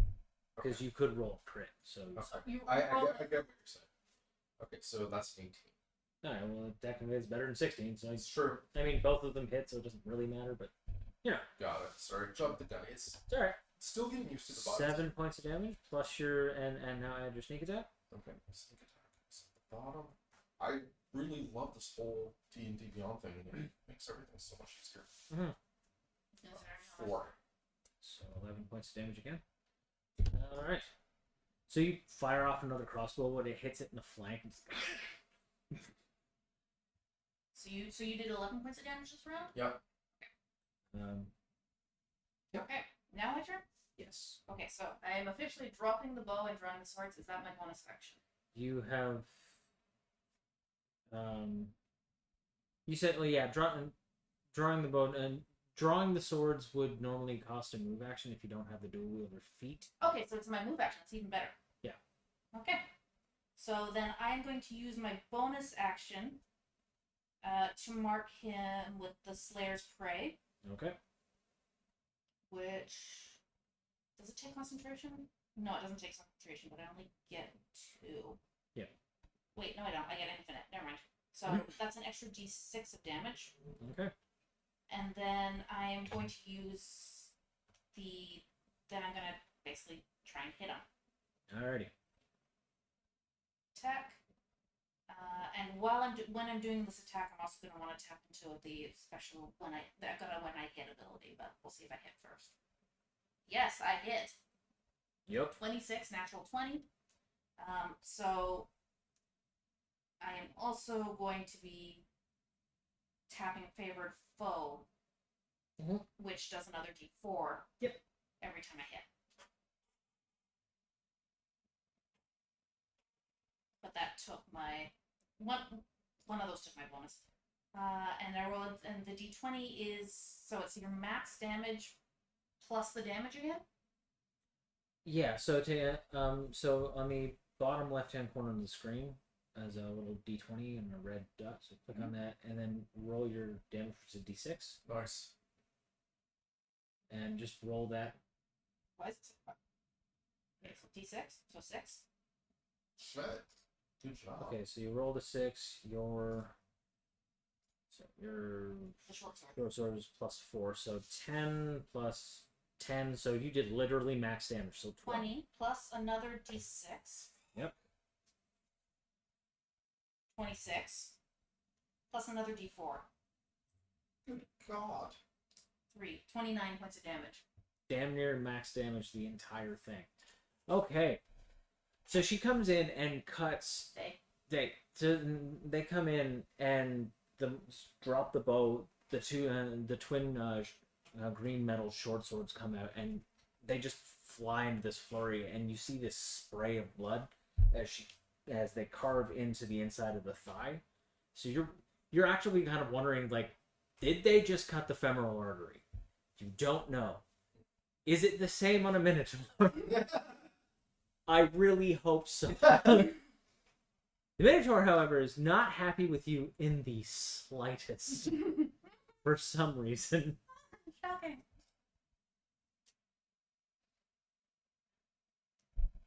I'm assuming that means he's bloodied? Yeah, he is. Okay, good. Okay. I'm gonna apologize ahead of time, but I need you to trust me. It's terrifying phrase at GM. If you tell me to start making a new character sheet, I'm No.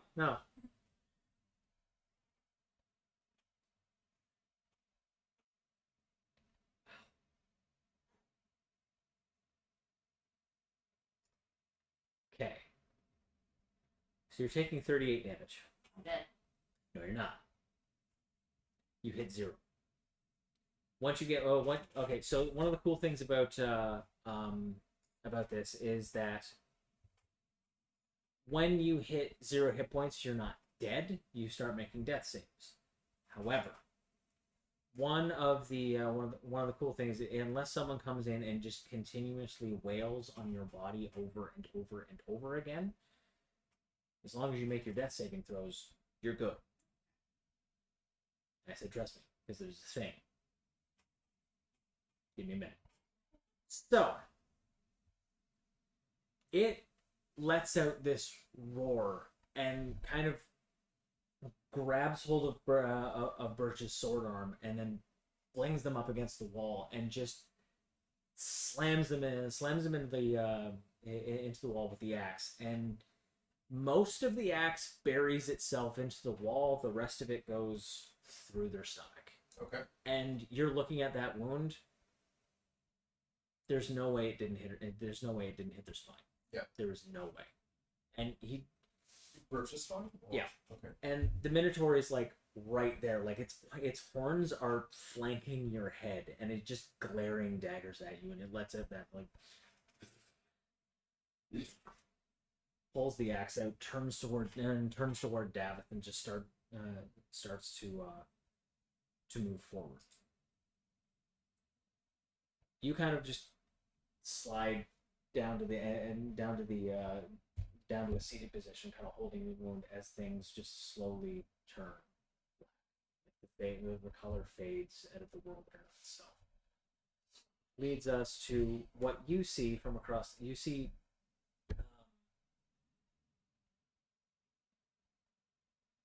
Davith scream in rage and then take off his like bandana, and he becomes this.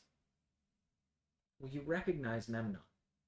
For a very brief moment, you see that kind of tall, muscular built, dark-skinned gentleman. Yeah. And then he becomes a taller, kind of blue-skinned dragonkin. There's scales here, bony, like a bone protrusion, kind of coming down the forehead to the nose. And he pulls a sword, and he's just screaming in rage and rushes towards the Minotaur. All right.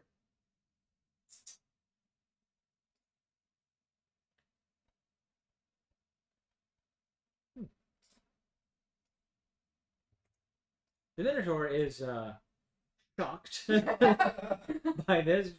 Wait, what? And he kind of comes in with his like long, like curved long sword and just ducks underneath the like just an errant axe swing and he positions himself between the Minotaur and Birch. Okay. And he cut him across the abdomen. Okay. So it is your go. Okay. I do have medicine. Yeah. Please. Running to Birch, and I assume former scout military. I've seen wounds. I know a little bit of something, but Yep. so You also know what triage is. yeah, but I don't. When you say triage, it's how to help them, or No, Priorities. triage is the priority thing. okay. So Medicine takes minutes. okay, You don't. don't. There's nothing you can do. Okay, so Like even from where you were standing, about 15 feet away, you saw how deep the axe went. alright. So I am charging said Minotaur. I'm going to be firing my crossbow and stabbing it with my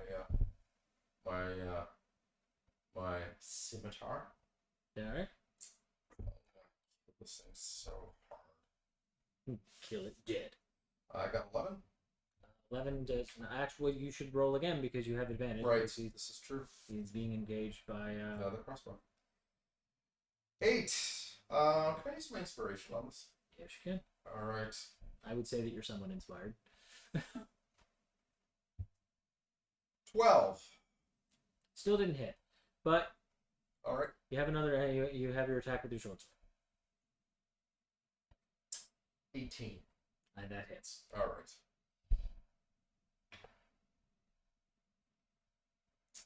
That's 8.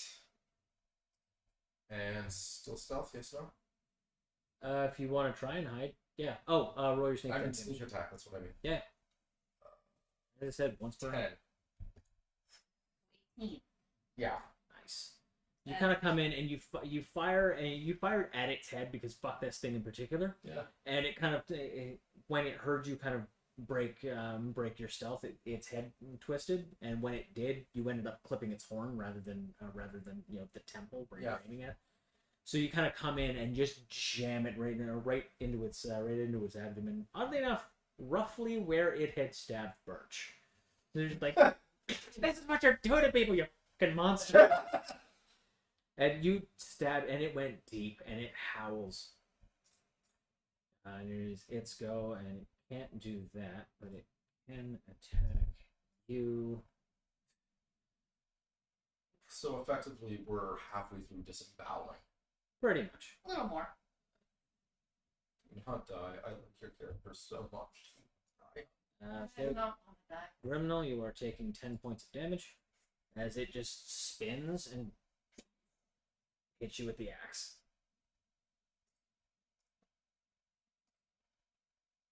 I swear I'm gonna melt that axe down and pour it into its ears.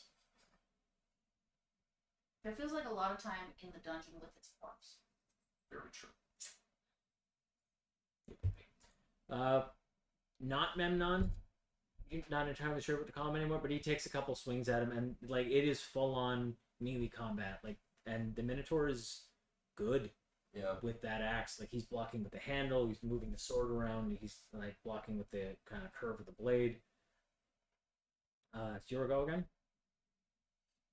I don't do a death roll? Yes. Roll you yet? do a death saving. How do I do that? Constitution. Constitution saving throw. Oh boy. I believe in you. 17? That is a success. I will give you a fake point.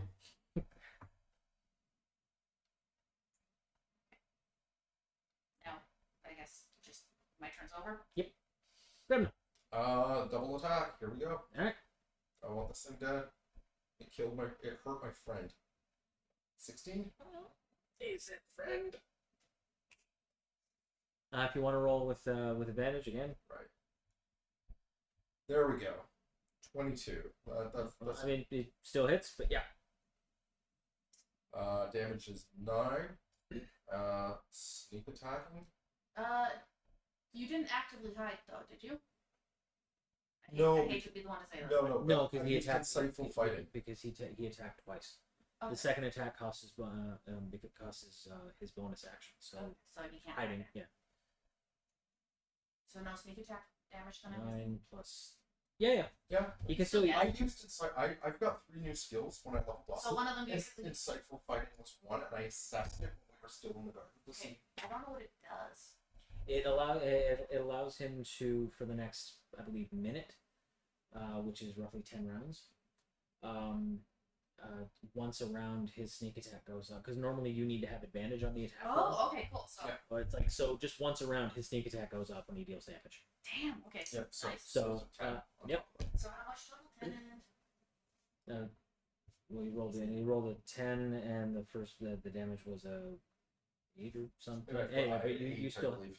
you still have a short sword to Coming up next. with advantage.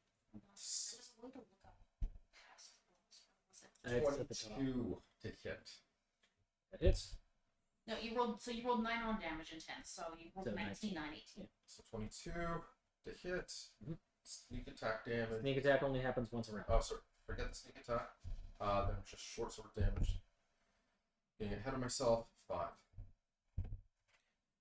Okay, I see how it's coming together.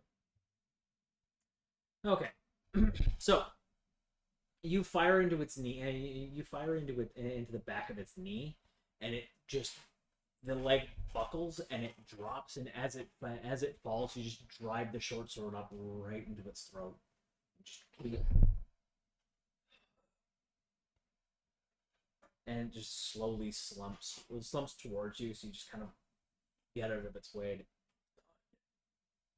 Which brings us to you. Death saving throw. Yes. Constitution. Oh, I don't like that. Can I use inspiration? Yes. I like that much more. 17. Okay. See, that's it. Cool. So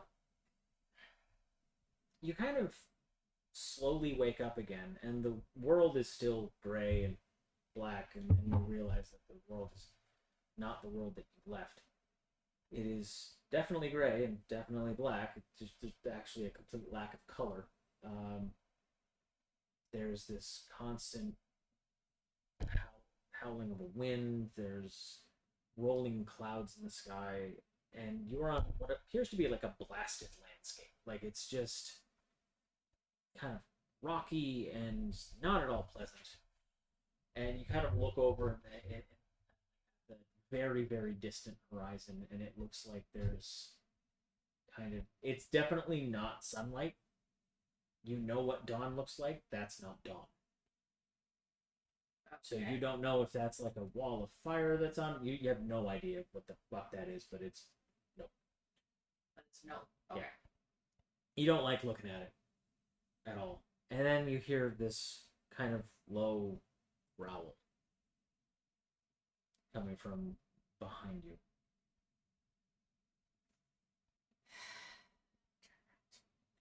There is a great wolf, and it looks like it's bloody from the jaw downward, like it waded through blood. And some of it looks like it's fresh, and some of it not so much. And it's just looking at you with these large golden eyes. The rest of its white pelt has like flecks of and the blood is the only point of color. Color. Great. Hold on a second. I actually have something. So, I would like to use my speak with animals ability I picked up.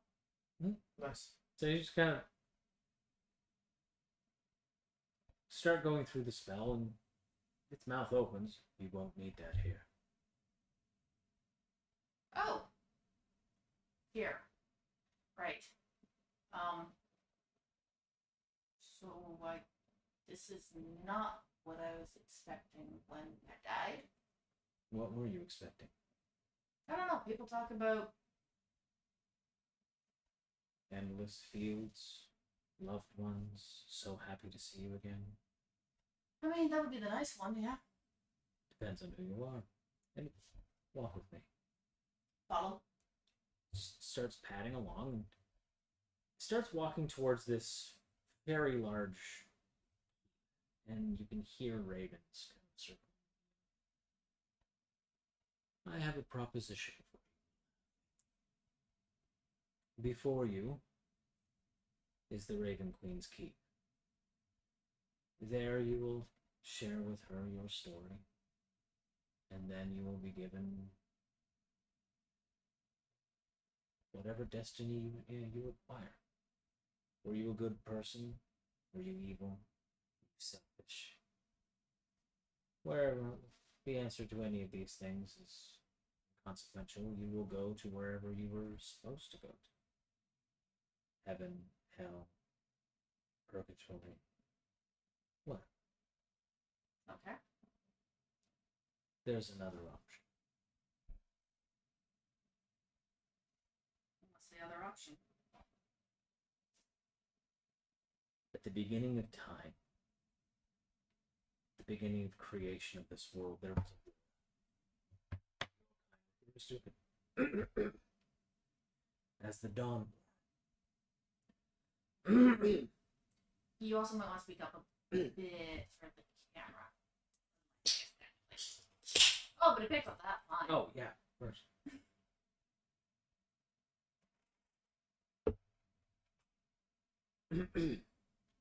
They called it the Dawn War. A war between gods and the aberrations that invaded an empty world. An empty world. You hadn't been created yet. Ah, In fact, the races were created to combat the darkness. Moradin, the creator of the dwarves, created soldiers, stout of heart, strong of arm, hard to kill. Karelin the Rethian created the elves, magical, lithe, very, very keen on mystic senses. I believe her name is Yandala, the creator of the Halflings, your race. Spies we needed, people that could get in and out without being seen. Garl Glittergold created the gnomes, and so on and so forth, until it was decided that a template needed to be made, someone who could do a little bit of everything. And so was created humans. Adaptable. The world was one. The problem is, when the gods go to war again, and they will, they choose champions, the strongest among you, and then they fight the gods' wars for them. But what happens to the people left behind, with their champions no longer there?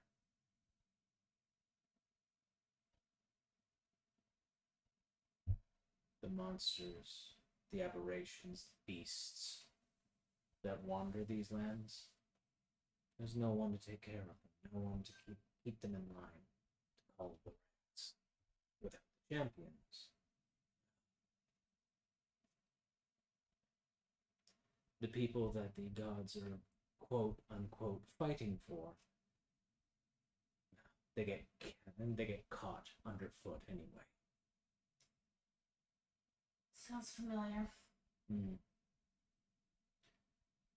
So, enter my proposition. Become unhallowed. Unhallowed. The unhallowed are hunters, monster slayers, like you. You have it in you already. You caught a glimpse of it when you looked at that minotaur and found his weak spot without even really thinking about it. You will have access to, well, kind of crackle of lightning happens, and you kind of look forward and you see this countless legion of what look to be hunters, rangers, thieves, fighters, and they're all of different races, different walks of life, and clearly different time frames. And they're all just kind of looking at you. This is where your knowledge comes from, or where it will. You will see them out of your periphery. They will whisper their secrets, their knowledge, their experience, wisdom to you.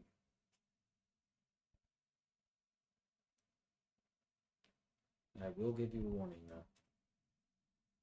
If you do this, it is unmistakable.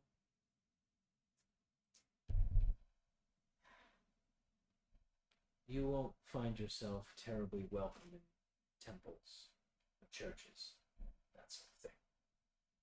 The priests there think that the unhallowed have turned their backs on the gods.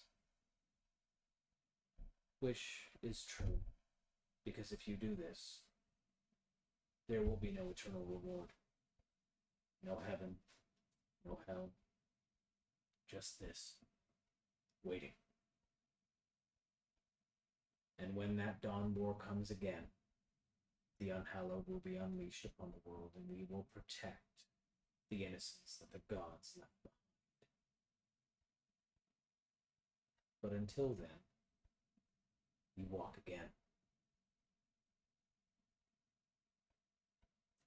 So this is sounding okay.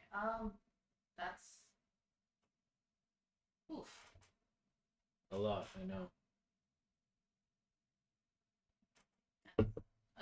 Unmistakable. Would this be an undead zombie sort of thing? No. No. She wouldn't have it. She merely allows you to continue your story.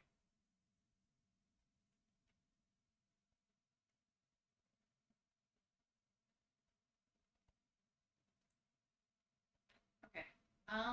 As the player, I got a couple questions because I made the 2 saving throws, and I've got a heal spell. So theoretically, from what you've been telling me, I shouldn't be dead anyways. Well, technically, as of right now, honestly, this dialogue would be happening even if you failed your saving throws. So. She? Sorry, they. No, I meant the wolf thing. Oh. She wouldn't have it. The Raven He Queen? nods towards the temple. The Raven Queen, the goddess of death.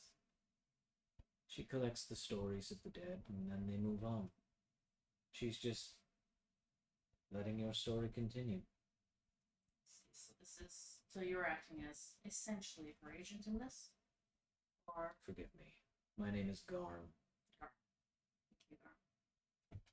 And yes, since the gods cannot technically interfere with the natural course of things, I am more elemental. How can I put it? Kind of a loophole. Technically, they're not dead, as she has not collected them. She's collected their stories, but they haven't been moved on. And since that is her domain. so if the unhallowed continue to walk, who are all these? Gesture at the rift or whatever he opened. Should you walk again, you can die again. Okay. You're not immortal, nor are you undead. You're just given a second chance. And when you die again, you just wait for... Yes.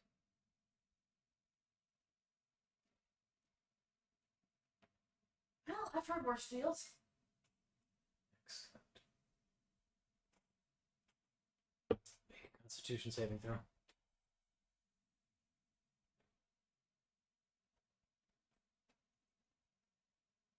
Five. He just looks at you, cocks the eyebrow, and you take a breath. So, as you're kind of like you watch the Minotaur drop, Yeah. the back of your head, you're like, you turn around and you're about to kind of like fall to your knees, like, because there's that point and there's that part of you. It's not misogyny, but it's more like smaller and kind of reminds you of your daughter. Yeah. And you keep beating yourself up like, I should have been there, I should have been there, and then she just takes a breath and it freaks the fuck out of everyone. Ah! Sorry, they. Brooks, you're not dead! You're not dead! Look at you, not dead! Volume. I guess not dead is about the only accurate description. That damn near cut you in half. How are you alive? Wolf, give me a second option.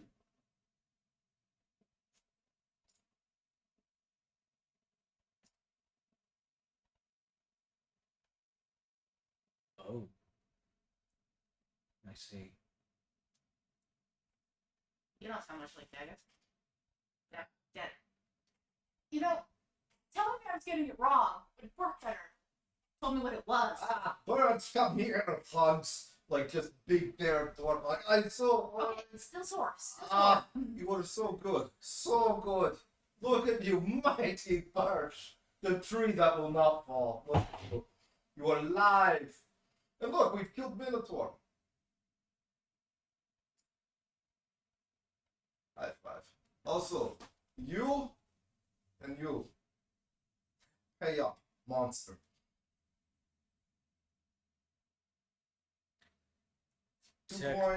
Two coins each. Technically, the real monster would be the one who hired the monster, which is human, which means I No, believe. no. It was It's not the birch. human. That did it. I mean, also, we don't know what he did yet. I mean, they still could be villagers turned into monsters.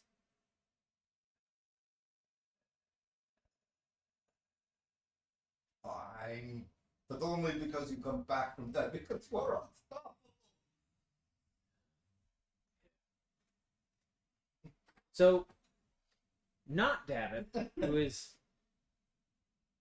6'7", kind of scales around like bone protrusions, blue skin, reptilian eyes, armor, sort of side, kind of leans down and just touches your forehead and heal 15 hit points. Yay. Yay! So are you? So do I have 15 or 16 now? 16. So are you? Are you a bad human? Who are you? Simple question. No. Just, Why did you try and rob us then? I didn't. But you were David. Yeah? David robbed us. Or tried to. No, we didn't. I'm confused. You've seen me with a weapon. Mm-hmm. Now remember the fight. Your mind kind of goes back, and it was just like just there's, and you remember like it goes to the torch, like no, I'm so confused. How are you? kind of reaches down, kind of pats off the bandana, allows me to alter mission. I thought Not by much, but I thought you were going to see Jill and the pirates. I'll see your volume should be a little higher. I thought you were going to see Jill with the paintings. What happened? I did. Led me here. There's an altar down here somewhere. Wait, so you impersonated David, basically. Yeah, Where the fuck is David? he's dead. He was actually going to try and kill you. He was an idiot then. Yeah. I mean, this is why I wasn't concerned about having him come along. No. Alright. Well, you're not wrong. Desperate times. Disappointing. I mean, not that you're here, but So, question. that he doesn't learn. We saw. We saw lots of nobility, but we didn't find any of the members of the town. You think there's a chance they're still alive? Not likely to Minotaurs. But we don't know why yet. We should take a look around. Something about those statues. They were nobles. Yes. He said that Whitestone wanted him to create a demand and then tried to change the deal. And sent us to deal with him. So he would not have to pay. No, he sent the nobles to try and do that first, and that's where he got the nobles from, but what did he do with the townsfolk? Because None of those statues looked like. It's because they won't.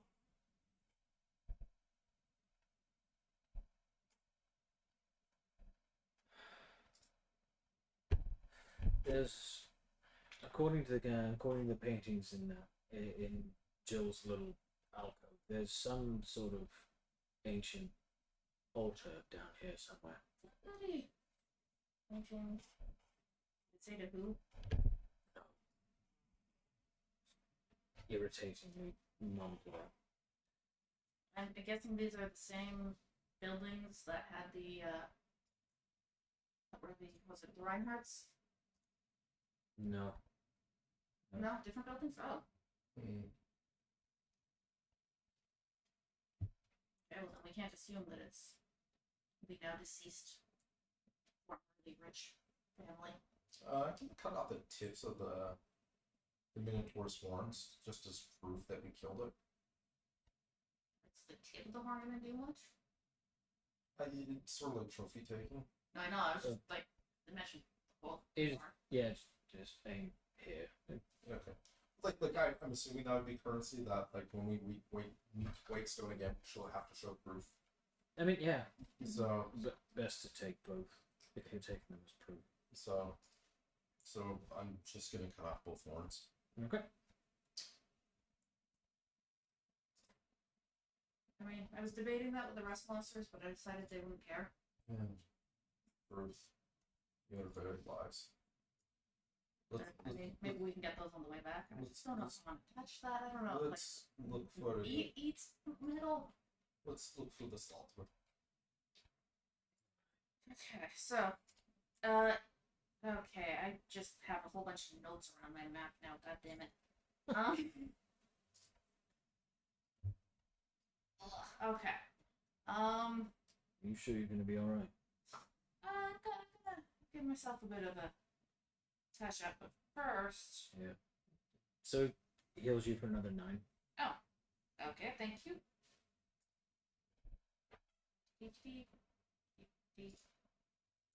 Sorry, I'm in the middle of moving my map over to a new page. No, that's fine. It's so rounded. Can I do a quick spot check on Birch just to see if there's anything really unusual? I mean, aside from coming back from the dead, like any physical changes I'm also going to cast my cure or wounds. anything just to Yes. Okay. What you mean? Investigation or Okay. perception? You can actually either choose investigation, perception, or insight. I will choose investigation because Oh, That's you what the definitely bonus did the is. math for me on Yeah. that one. 5 plus 4. Wow, my brain is goo. Okay, 9.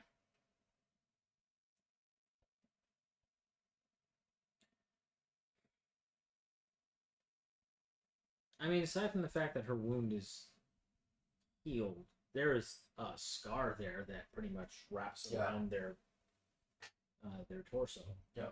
But you know, aside from that, that's basically it. Okay. I thought it was supposed to be unmistakable. Hmm? I thought it was supposed to be. I thought the unhallowing thing was Mhm. supposed to be unmistakable. he rolled low. Yeah. Oh, It happens. Okay, cool. Okay. Following Memnon's lead, assuming that Memnon's got an idea where the altar might be found. well, first let's see if this room goes anywhere.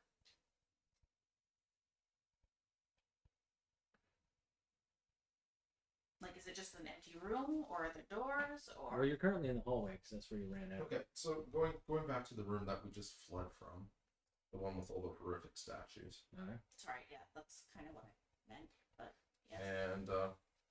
and taking a look at entrances, exits, secret compartments. Yeah, basically, yeah, anything hidden. Is the how big is the room? With the statues in it. Mhm. Probably 50. It's 10 by 5, so that's 50 by 25. Okay. Probably at least 20 feet tall. Again, with the domed. Okay, so we're talking feet. Okay. So yeah, I'm looking for hidden exits or walls similar to the one that led us here. All right. Is anything visible? There's a lot of stuff that's on the ground, chipped like chipped marble, chipped like stone from the creating of the statues and stuff like that. There's of course the body on the wireframe. So yeah, so make your investigation rolls. Okay. First, hold on a second. I do have a detect magic spell. All right.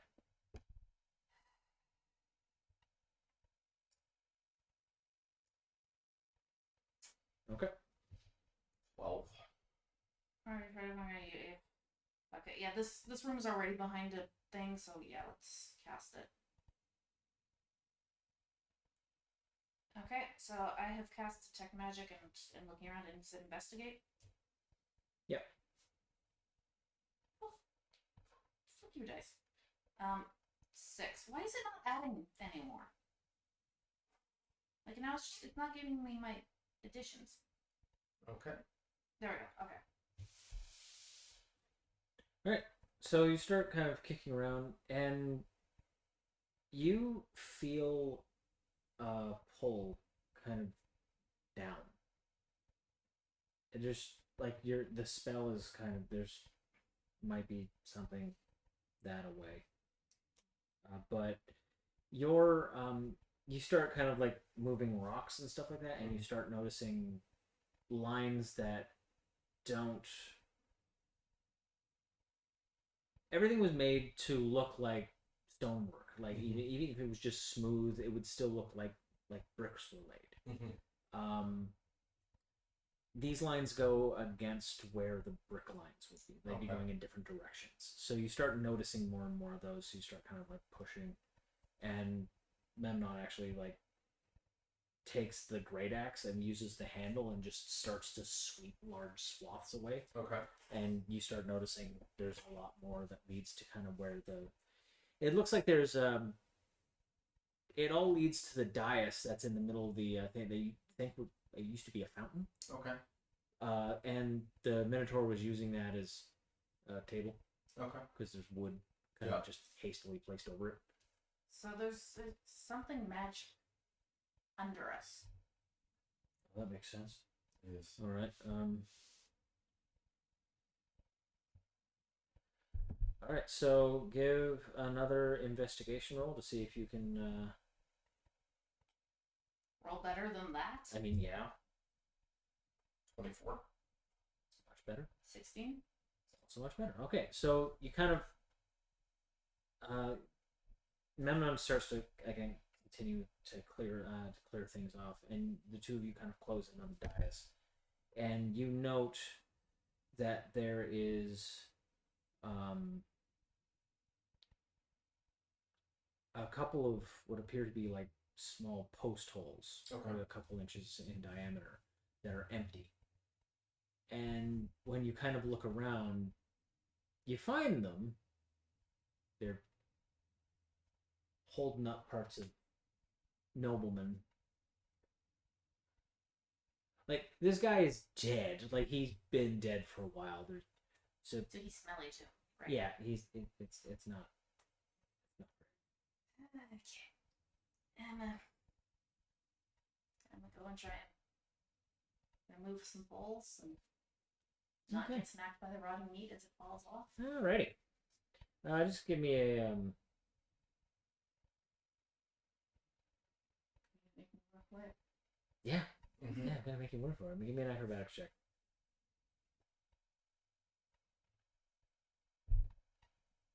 9. So My luck has turned ever since I died. so you kind of like you find them, and they're kind of jammed into the rib cage to kind of keep it from like slumping forward. Mm-hmm. So you're like, all right. So but you make sure that you check, and you're like, okay, so nothing's gonna fall off onto me if I take. Okay, so you just. And the body just kind of goes. And kind of falls kind of on you, but it's still like supported. So you just kind of like give me to the side and like, you hand one post, kind of put it in the other thing, and you kind of once you both push it in on either side, you hear a kind of a satisfying click. Okay. And then you kind of, I'm guessing, like Jimmy with it until you start to realize it turns more one way and the entire dais starts to rotate. And when that happens, those lines begin to kind of slowly give way to another kind of downward circular staircase.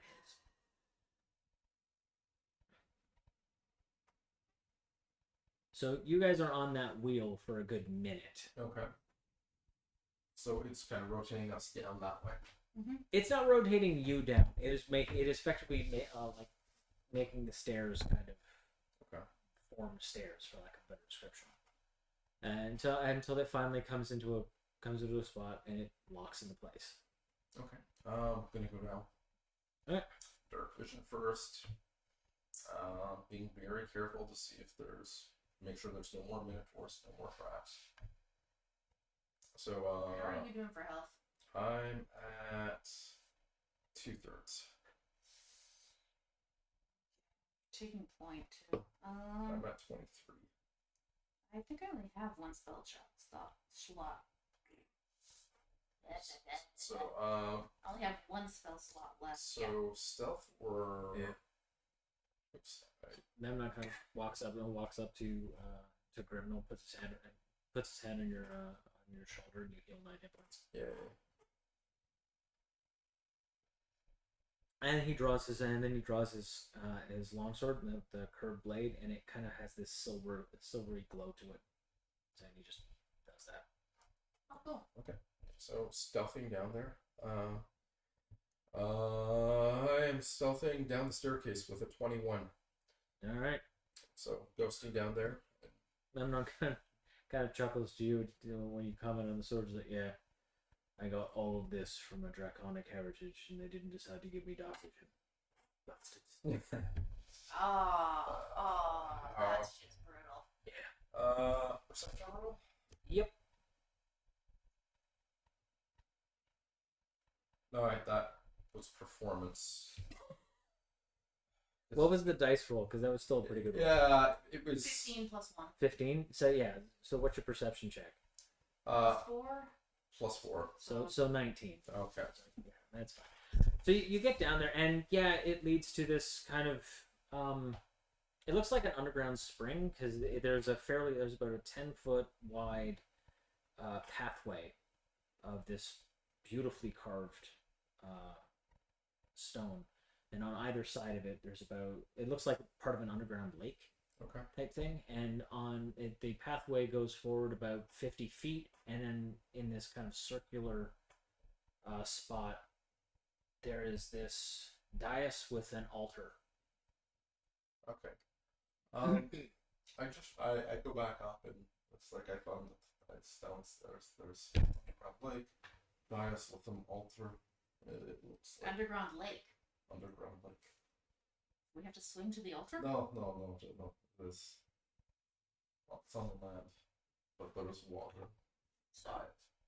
wait, okay, so there's water by it. So we have to go through the water to get to No. it. Do I look like I'm going to go swimming to an altar? No. It's fine. Oh, you did come back. I did.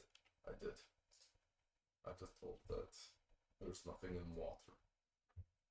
Okay, but you just said we don't have to go through the water. We don't have to go through the water, but if I was a big monster, I would be in the water. I mean, there's no world.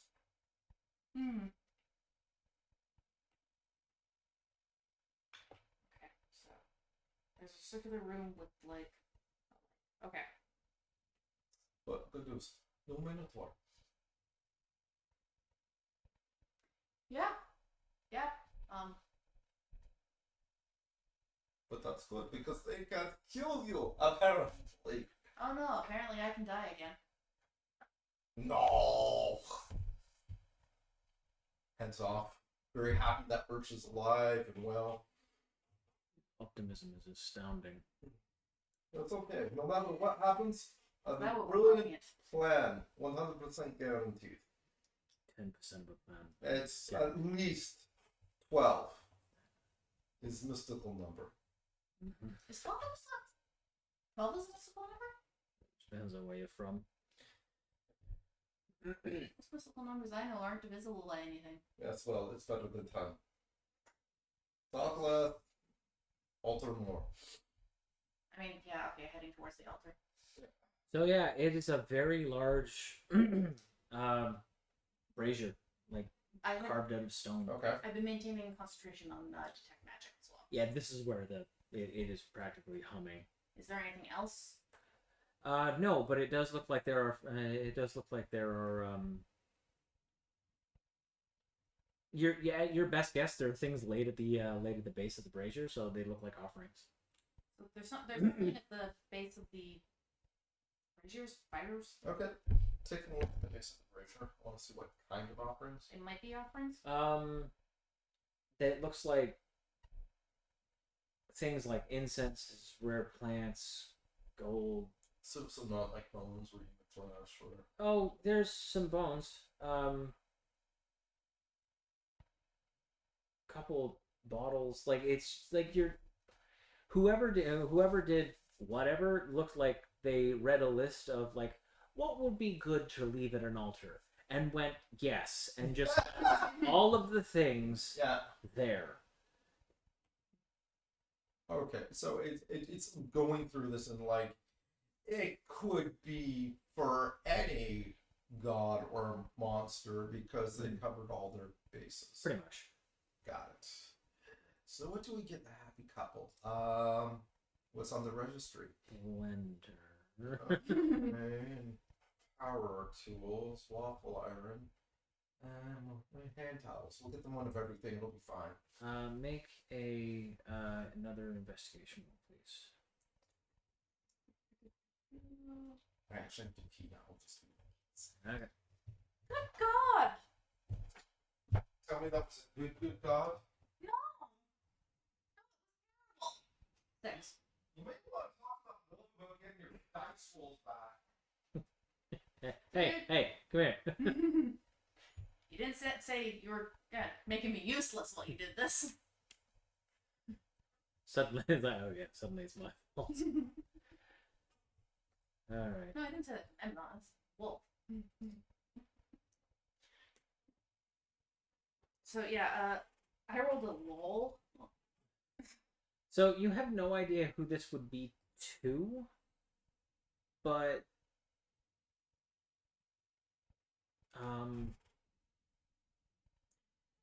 the detect magic thing is because it constantly feeds you information the longer you focus on one thing. Mm-hmm. The longer you look at it, you get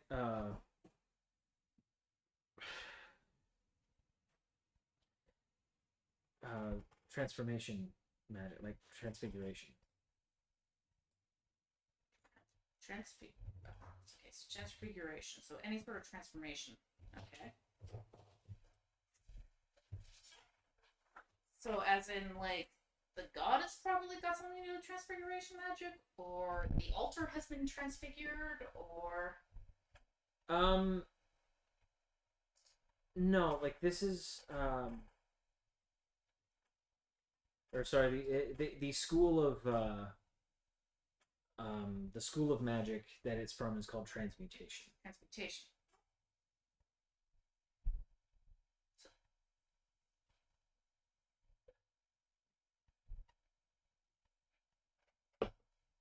Very much the act of turning one thing into something else. Okay. So take some random crap. Scrap of fabric or something. Mm. Put it on the altar, see if anything happens. No. Okay. Well, it's not a magic alchemy, the altar. Well, no, it's something to do with transmutation. You sure? I mean, as sure as I ever am, I guess. I just don't know what it is. Like, I don't know if it was mutated, or if it does it. Mutated. I don't know if the stone was or the Who? The Minotaur probably did not know this was here. Somebody left offerings. But who left the offerings? They left a lot of offerings. This is not something you could just make one trip for. That's not focused at all. No. Over here. So Memnon has, while you guys were just walked around the dais, and in the water, is just clothing, piles of clothing. It's now wet, but I mean, Lots of clothing. I'm guessing it's townspeople clothing. yeah, they're very just coarse fibers, wool, that sort of stuff. Kind of lifting it up, looking at the water. Oh, it's not bloodied at all. No. It's just clothing. Oh, bugger. Oh bugger. What's oh bugger? What are you putting together? I mean, they swam away? Yeah, I don't think this was done voluntarily. I'm just completely baffled. Well, if memory serves, this town was always mediocre at best. Not because of its people, but because of its yield. Mm-hmm. Okay. Well, didn't they make a big deal about it being awesome? Yeah. Yeah, they did. They say it was the most important place for farming. Was sustaining of the city. And who said that? The nobility. The nobility, the new prince. So the new king and So you're thinking you have... Whitestone. So if they were... I think this is absolutely crucial. Yes. So I'm thinking transfigured into the animals. But then who's milking them? No. Because, like, there's fresh milk, there's fresh food. Well, nobles don't normally travel by themselves. No.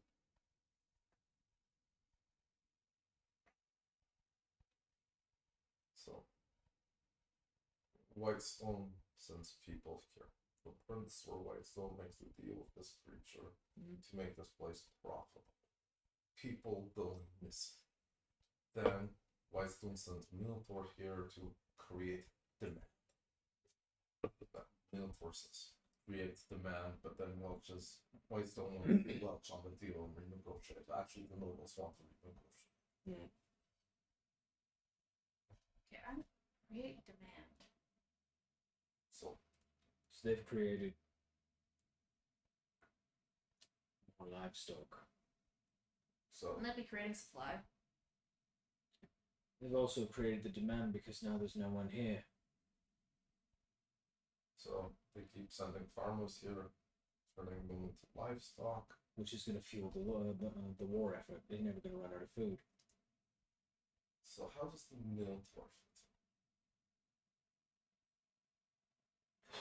Well, from what I understand, Minotaurs have always been a lot more intelligent than they're given credit for.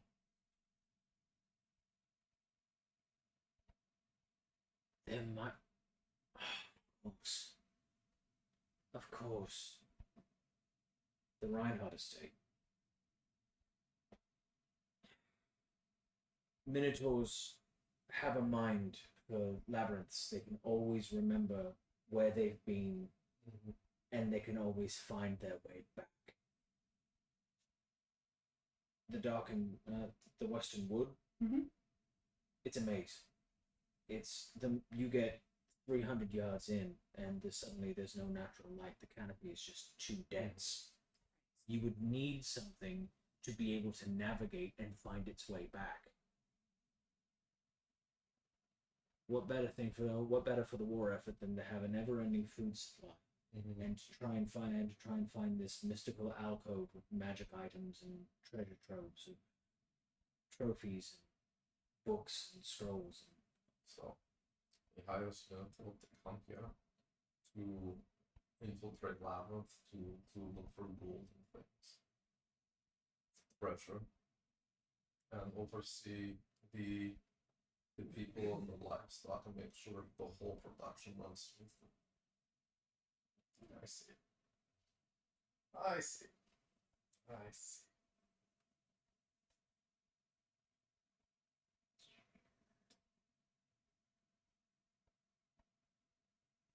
The question is, how much is the prince involved? Is this Whitestone's doing by himself? Or is this the prince's doing and it's what he is? What happens if we bring the animals back down here? This is a good question. I mean, transmutation is not always one way. I'm aware of, but you need to know how to activate the altar. All right. Want to go hunting rust monsters? No. All right. So I'll do what my dear Eliza tells me to do when something isn't working, and I don't know how to fix it. I will take a look. So I'm going over there and like, okay, altar, offerings, pool. I'm gonna go upstairs and like grab I've got have these. I'm going to. chunk of minotaur to see if it changes. I'm gonna use a religion roll on this. Like, Okay. I like this idea better. I got Jesus. 21. Oh man, only one higher and it would have been a nat 20. Yeah. Okay. This is Order of service.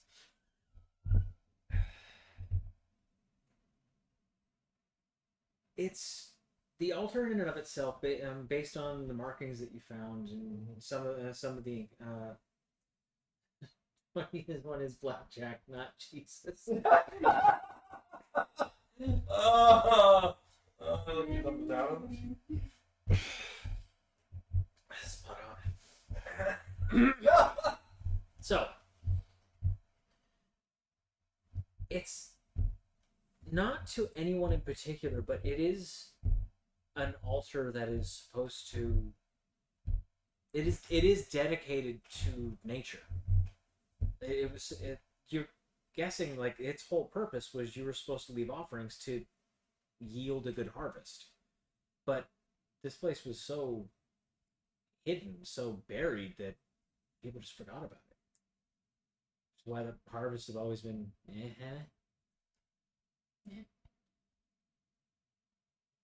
But it's also somehow progressed beyond that to turning people into said harvest. Altars can have multiple abilities, just whether or not someone is aware of them. I've got it.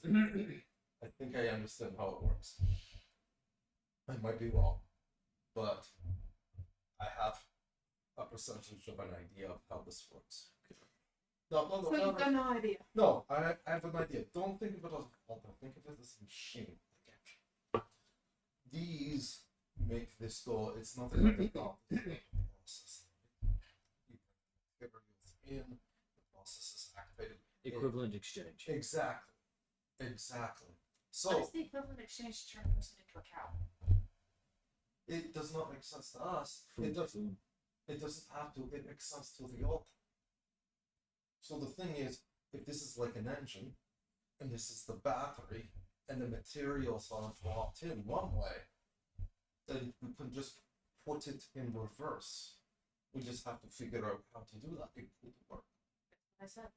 No, What happens if we bring the cows down here?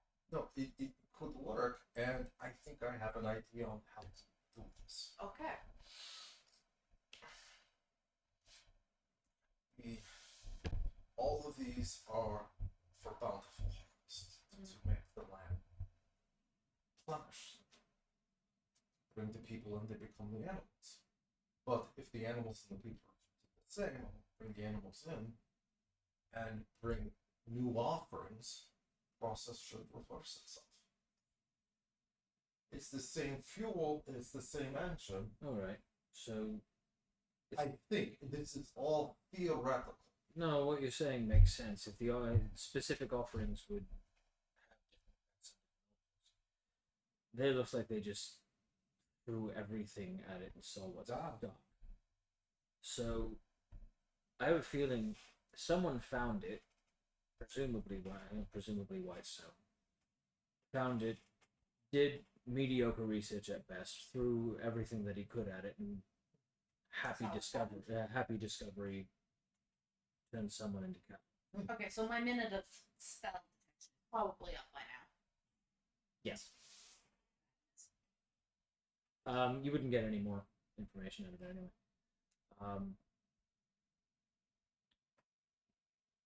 Right, so we just have to, and he starts going through like wheat. Leave that there.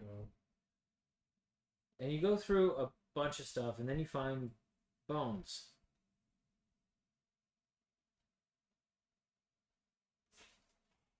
Right. I have a feeling that this is what did it.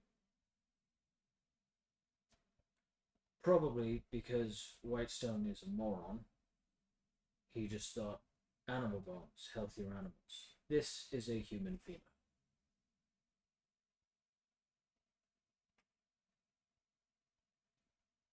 I don't know. I think your original idea was better. Just puts the bone back, bring an animal down, see if it transmutes it back.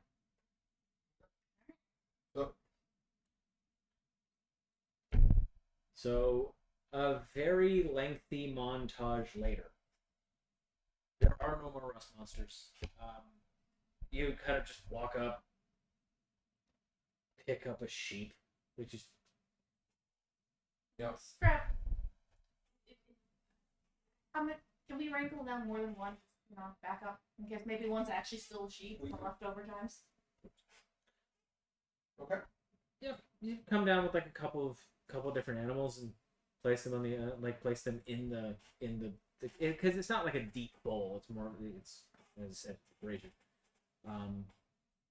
But yeah, you put the animal in there and there's this brief like kind of flash. It looks like the fire kind of like builds up and then it dies down a minute and you hear this. How come I'm naked? Hello? You see this just random guy pull his head up. Hi. Does anyone happen to have clothes? There's a pile behind you. Oh, but it's all wet. It's the best we got. Okay, well at least it's over. I'm gonna look at grass the same way again. Oh boy. Can you tell us what happened? Like, how did you Yeah, Miss sheepify? well, I'm a shepherd, and I was supposed to bring down a sheep for one of the nobles from Vrana, and I was trying to lead the sheep down. The sheep didn't want to go on, so I was standing, I guess, close to the altar, and then I kind of grew wool and hooves. Oh. And then I got led back upstairs, and then there were more sheep, and then I kind of stopped caring because there was food, honestly, and I was just hungry. Yeah. I mean, new respect for the sheep there, but yeah, I don't want to do it again. No. So, oh God, did this happen to everybody? This is a lot of clothes. It's going to be a long day. If you could give us a hand. Oh yeah. Yep. Wait. So no one else is. No, you haven't done this to anyone else. No. Fantastic. Okay. I'm just gonna. I'm just. Hey. So he takes like. One of the bits. Well, like the someone left like a bundle of clothing on the altar, so you just rounds that around his waist. I'm just gonna go to my house and get a change of clothes. Actually, look at idea. Yeah. Maybe bring some spares for. Yeah, I'll see, but I think there's a wheelbarrow or something like that. Someone's gonna have to help me with the stairs, though. So again, this takes a couple of days. Yeah. The fun, and mainly because there's a fun, and you start getting to the point where you start bringing animals down, and nothing happens because animals. Yeah. Some of the hardest animals. Yeah. So it does.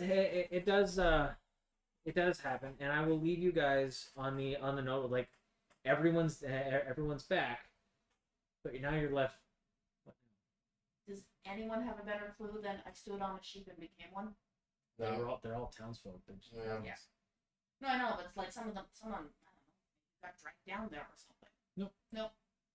So, it is a town. I am assuming there is a tavern, and the townspeople are happy that we are Oh God, yes. Okay. You have been invited to everyone's christening. There's going to be so many people named Birch and Grimnell.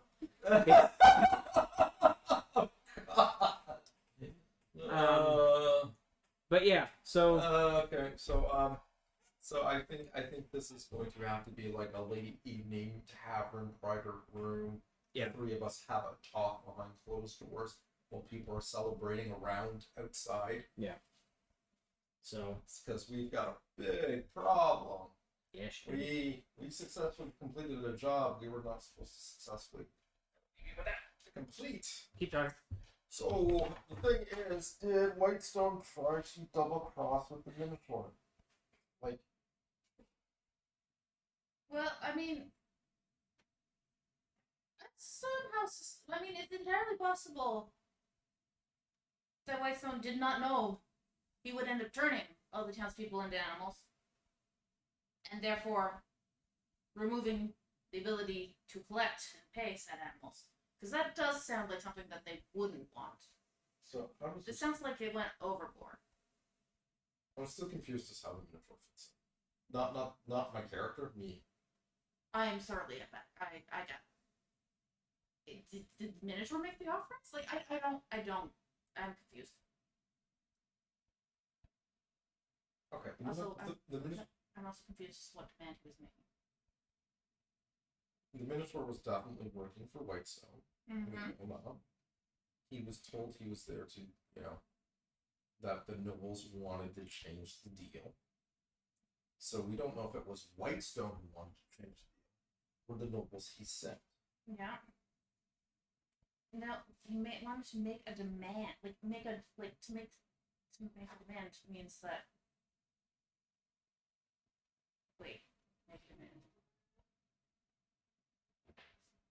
He wanted to make a demand that means he either have to control the supply or introduce a new demand. So maybe he. Why would Whitestone want?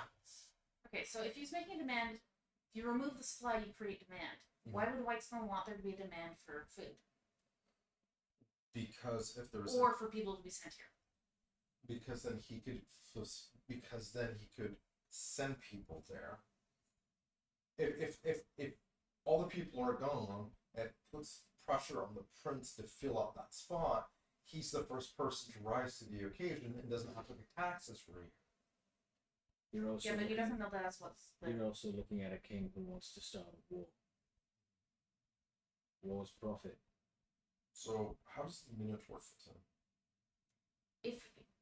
If the Minotaur wasn't hired, the Minotaur was hired to get rid of the townsfolk for some reason. I think the Minotaur was hired to find them, not to find the Reinhardt estate. How would that be making a demand? I mean, that may have been part of it too, right? Because he said he did something to the townsfolk. He said he was hired to make a demand, not to find something, but to make a demand. Well,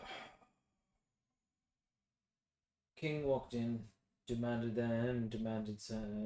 not an investigation be made, but demanded that the farms be tended to. Mm-hmm. Whitestone Was the offered first his offer. service. Yeah. But if this is happening just relatively spontaneously, Whitestone's not going to be safe from it either. Maybe don't. That's why he sent on, and that's why he sent his silken servants. As you guys are kind of talking, every once in a while, like you guys get brought food, some ale and stuff like that, and Chomp, chomp. everyone that comes down gives Memnon a weird look. It's always this kind of. It looks like they want to say something, but then they don't, and then they just kind of like, and then they. I think I have. No, Dwarf was hired to go to the lab, to look for the right part of the state. Big sprawling lab, western lands. What happens if that labyrinth extends all the way over here and the Dwarf ended up here accidentally? Or it just be happens that the labyrinth is more vast than anyone anticipated. While this is going on with this particular village, they're turning people into livestock. The Minotaur arrives here, realizes he's found the prime location. Stop. The village goes missing. Mm-hmm. You generally are going to assume people are killed. Right. Yeah. King wants war. Right. So maybe the demand is not the food, It's the demand for Demand the for war. blood. The war. revenge. That's what it's creating, and that's why he. And so he was tired to clear out the village. So, in other words, the demand for food is probably accidental. But the demand for war is very valid, and creates a demand for taxes.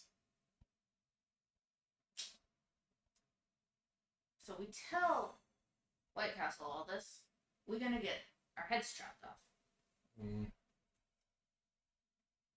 He can't.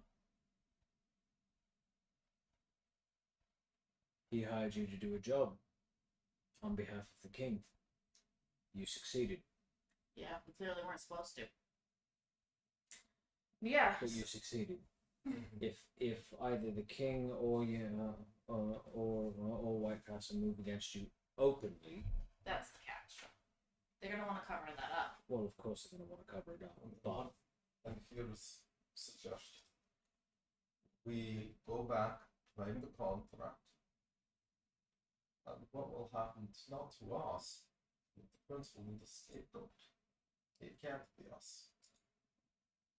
Because we are too open. People know who we are. This town knows who we are. The city knows who we are.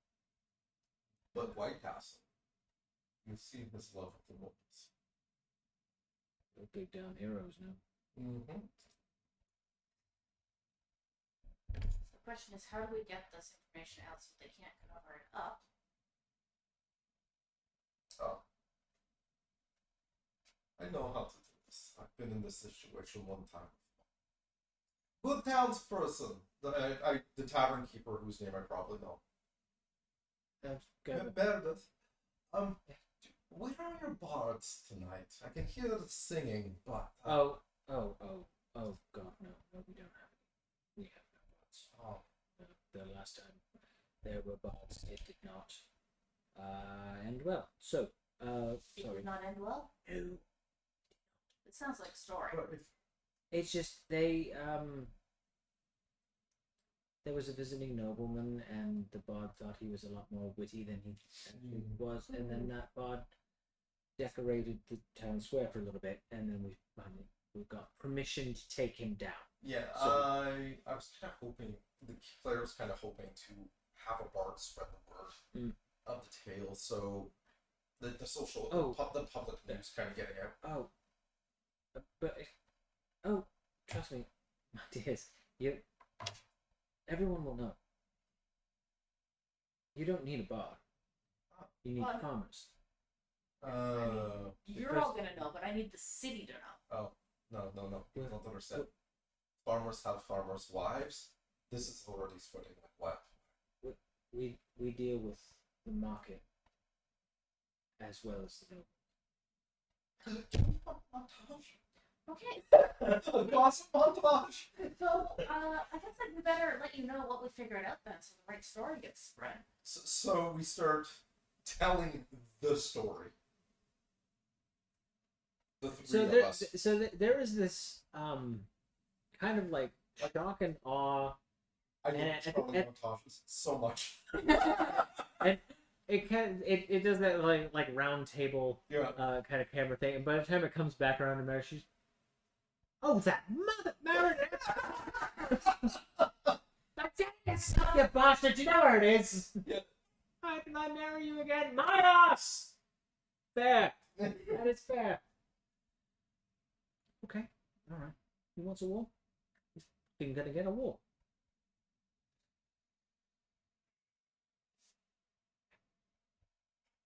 I'm sorry, everyone's asking about you, and he Yep. turns to Memnon. He just kind of rolls his eyes a bit. Serengard. What? I was born in Serengard. You've nothing to worry about. Okay. Thank you. I'm very sorry. And she just kind of goes off and says, I'll let everyone know. Can Mariah know what that means? But once she's gone, Memnon kind of looks at you. I'm not it. Dragonborn are born. The dragon or drake will have an egg, and sometimes it will just hatch into a humanoid. It's a thing that just happens. No one knows why. That I'm not dragonborn. I'm referred to as dragonkin. There's a number of other less than colourful ways of putting it. basically you're one of their descendants. No, No? Okay. no. Why are you pushing my foot? Let's see. Dragons. There's about, if the rumors are true, there are 10 pure-blooded dragons left, and they're all great ones. They're all elders. Mhm.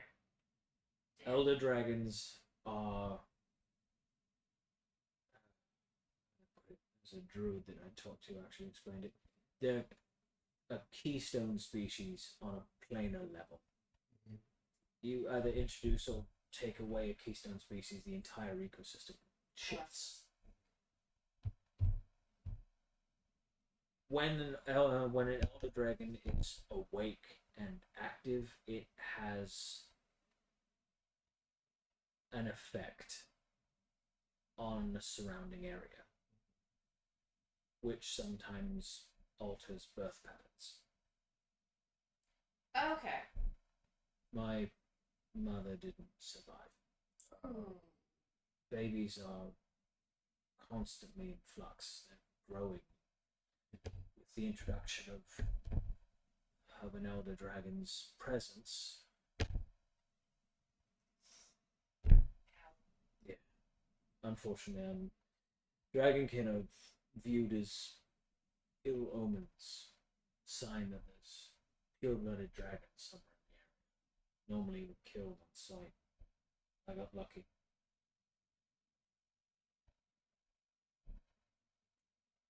That sucks. It is what it is. But hence, he holds up the bandana again.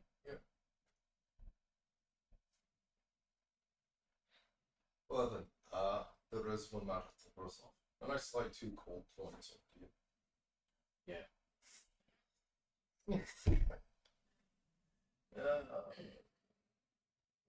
And I will call it there as Birch just happily collects money. Just like, thank you. Alright. Alright. So well done, everyone. Thank you, thank you. You have uncovered the nefarious plot. Thank you, Charlie. That was a lot of fun. It's gonna get awkward fast. Did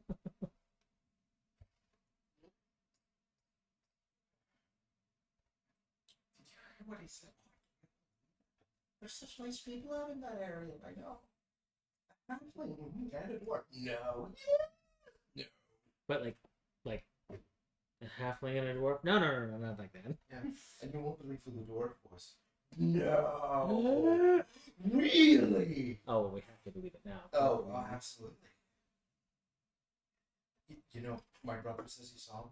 And for a dwarf, he's quite large. He's at least 6 feet tall.